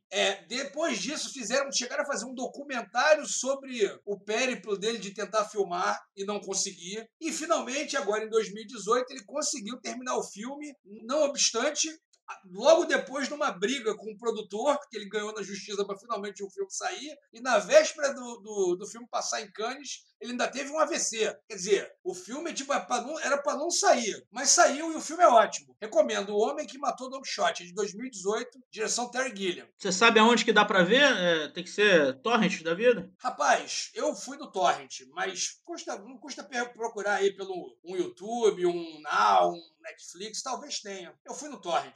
Beleza. Vai, Rafael, sua dica. Bom, minha dica cultural dessa semana é um livro. Eu me coloquei um desafio desnecessário, que eu quero cada semana um tipo de dica cultural diferente. Já indiquei um podcast, já indiquei documentário e tal. Agora eu vou indicar um livro, é a biografia do Getúlio Vargas, do Lira Neto. São 3 livros, mas se você quiser começar, pegar um principalmente assim para ler, para ver se é bom mesmo, eu indico o segundo, que pega exatamente ali aquele período aquele período mais depois do golpe, né, ou da revolução, depende do seu ponto de vista, que colocou o Getúlio no poder, e esse primeiro período do governo dele antes dele sair para a entrada do Dutra. É um período interessantíssimo. Para mim, é o período mais interessante da história do Brasil.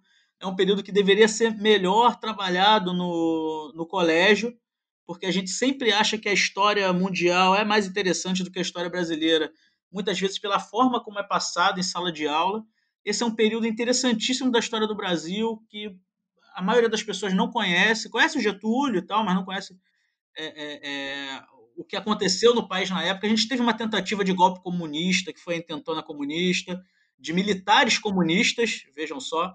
A gente teve uma tentativa de assassinato do Getúlio no Palácio Guanabara pelos integralistas, que eram os fascistas da época, né?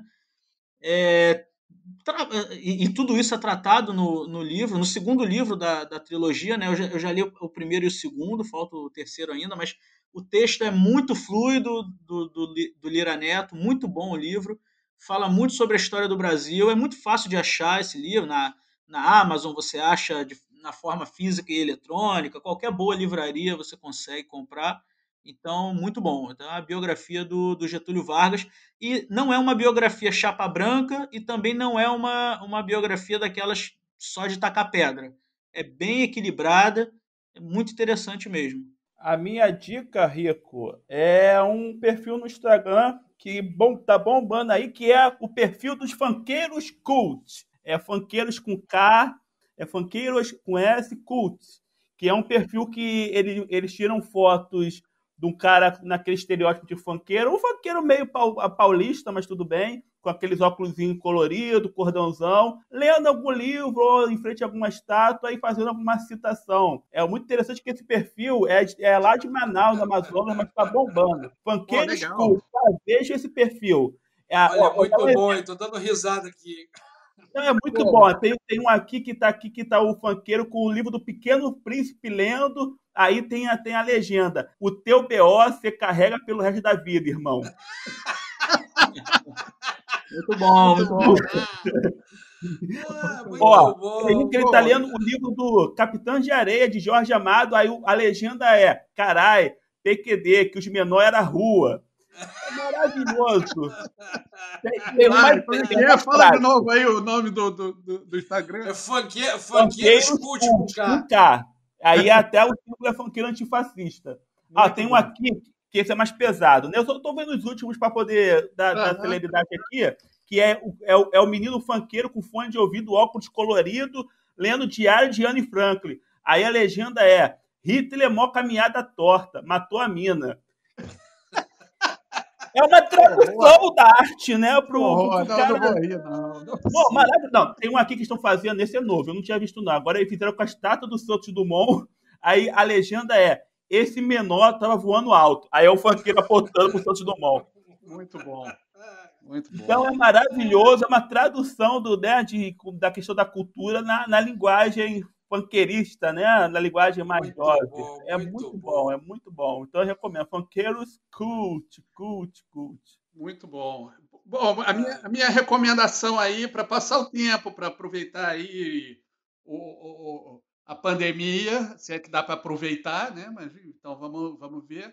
Em homenagem a essa coisa, essa novidade aí do Serra, né? Que veio aí na Lava Jato. Então, é um filme de terror mudo de 1922 que chama Nosferatu. Muito bom, excelente. Murnau. Mostrando o início da carreira artística do Serra, né? Antes da política. Exatamente. A gente está passando. Vamos ver aí o Nosferatu para a gente entender mais ou menos como é que funciona essa coisa de vampiro e tudo mais.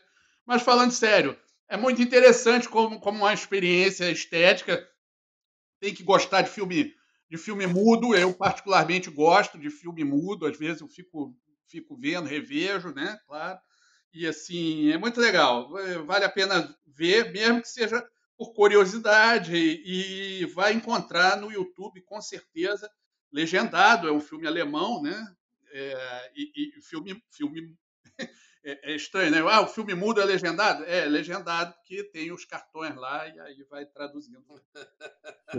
Show. Mas é isso. Veja lá em homenagem ao Serra. Gente, antes de a gente encerrar a última dos funkeiros cult, que essa aqui é maravilhosa. Vamos lá. É o funkeiro com óculosinho colorido, piercing na sobrancelha, com o livro do Steve Hawking, lendo o universo numa casca de nós. Aí a legenda é: buraco de minhoca é tipo uma viela que nós entra pelas casinhas e sai no mutirão, transportando matéria de uma boca a outra pelo espaço-tempo da favela. Maravilhoso! Porra, maravilhoso. Cara, o Carl Sagan precisava estar vivo para ler isso, né, cara? Maravilhoso. É genial. Isso aqui é genial. Realmente, pô, a gente tinha terminado com a tragédia do Esquimó, pelo menos vamos terminar para cima com a criatividade do brasileiro, realmente demais, cara. Encerramos aqui o nosso Dicas da Bancada. Espero que vocês tenham gostado do programa. Hoje foi corrido, a internet não ajudou, mas acho que foi muito legal. Antes de terminar, só um detalhe. A gente acabou não falando, né, Fernando? O Ives, que esteve aqui com a gente hoje, o Ives é o autor da nossa vinheta de abertura e de encerramento. E a futura vinheta do Dicas também. E já prometeu uma vinheta pro Dicas aí em breve. Então, em breve, teremos mais do Ives no programa, seja musicalmente e pessoalmente no futuro, onde faremos nosso programa sobre os bairros do Rio de Janeiro. Espera isso aí, que isso vai ser bom. Legal. É isso. Dei o tchau de vocês aí. Valeu, galera. Até semana que vem. Valeu, pessoal. Nos sigam aí nas redes sociais. Sigam o nosso convidado, Ives. E até semana que vem. E é isso. O Bancada do Carioca termina agora. Fui!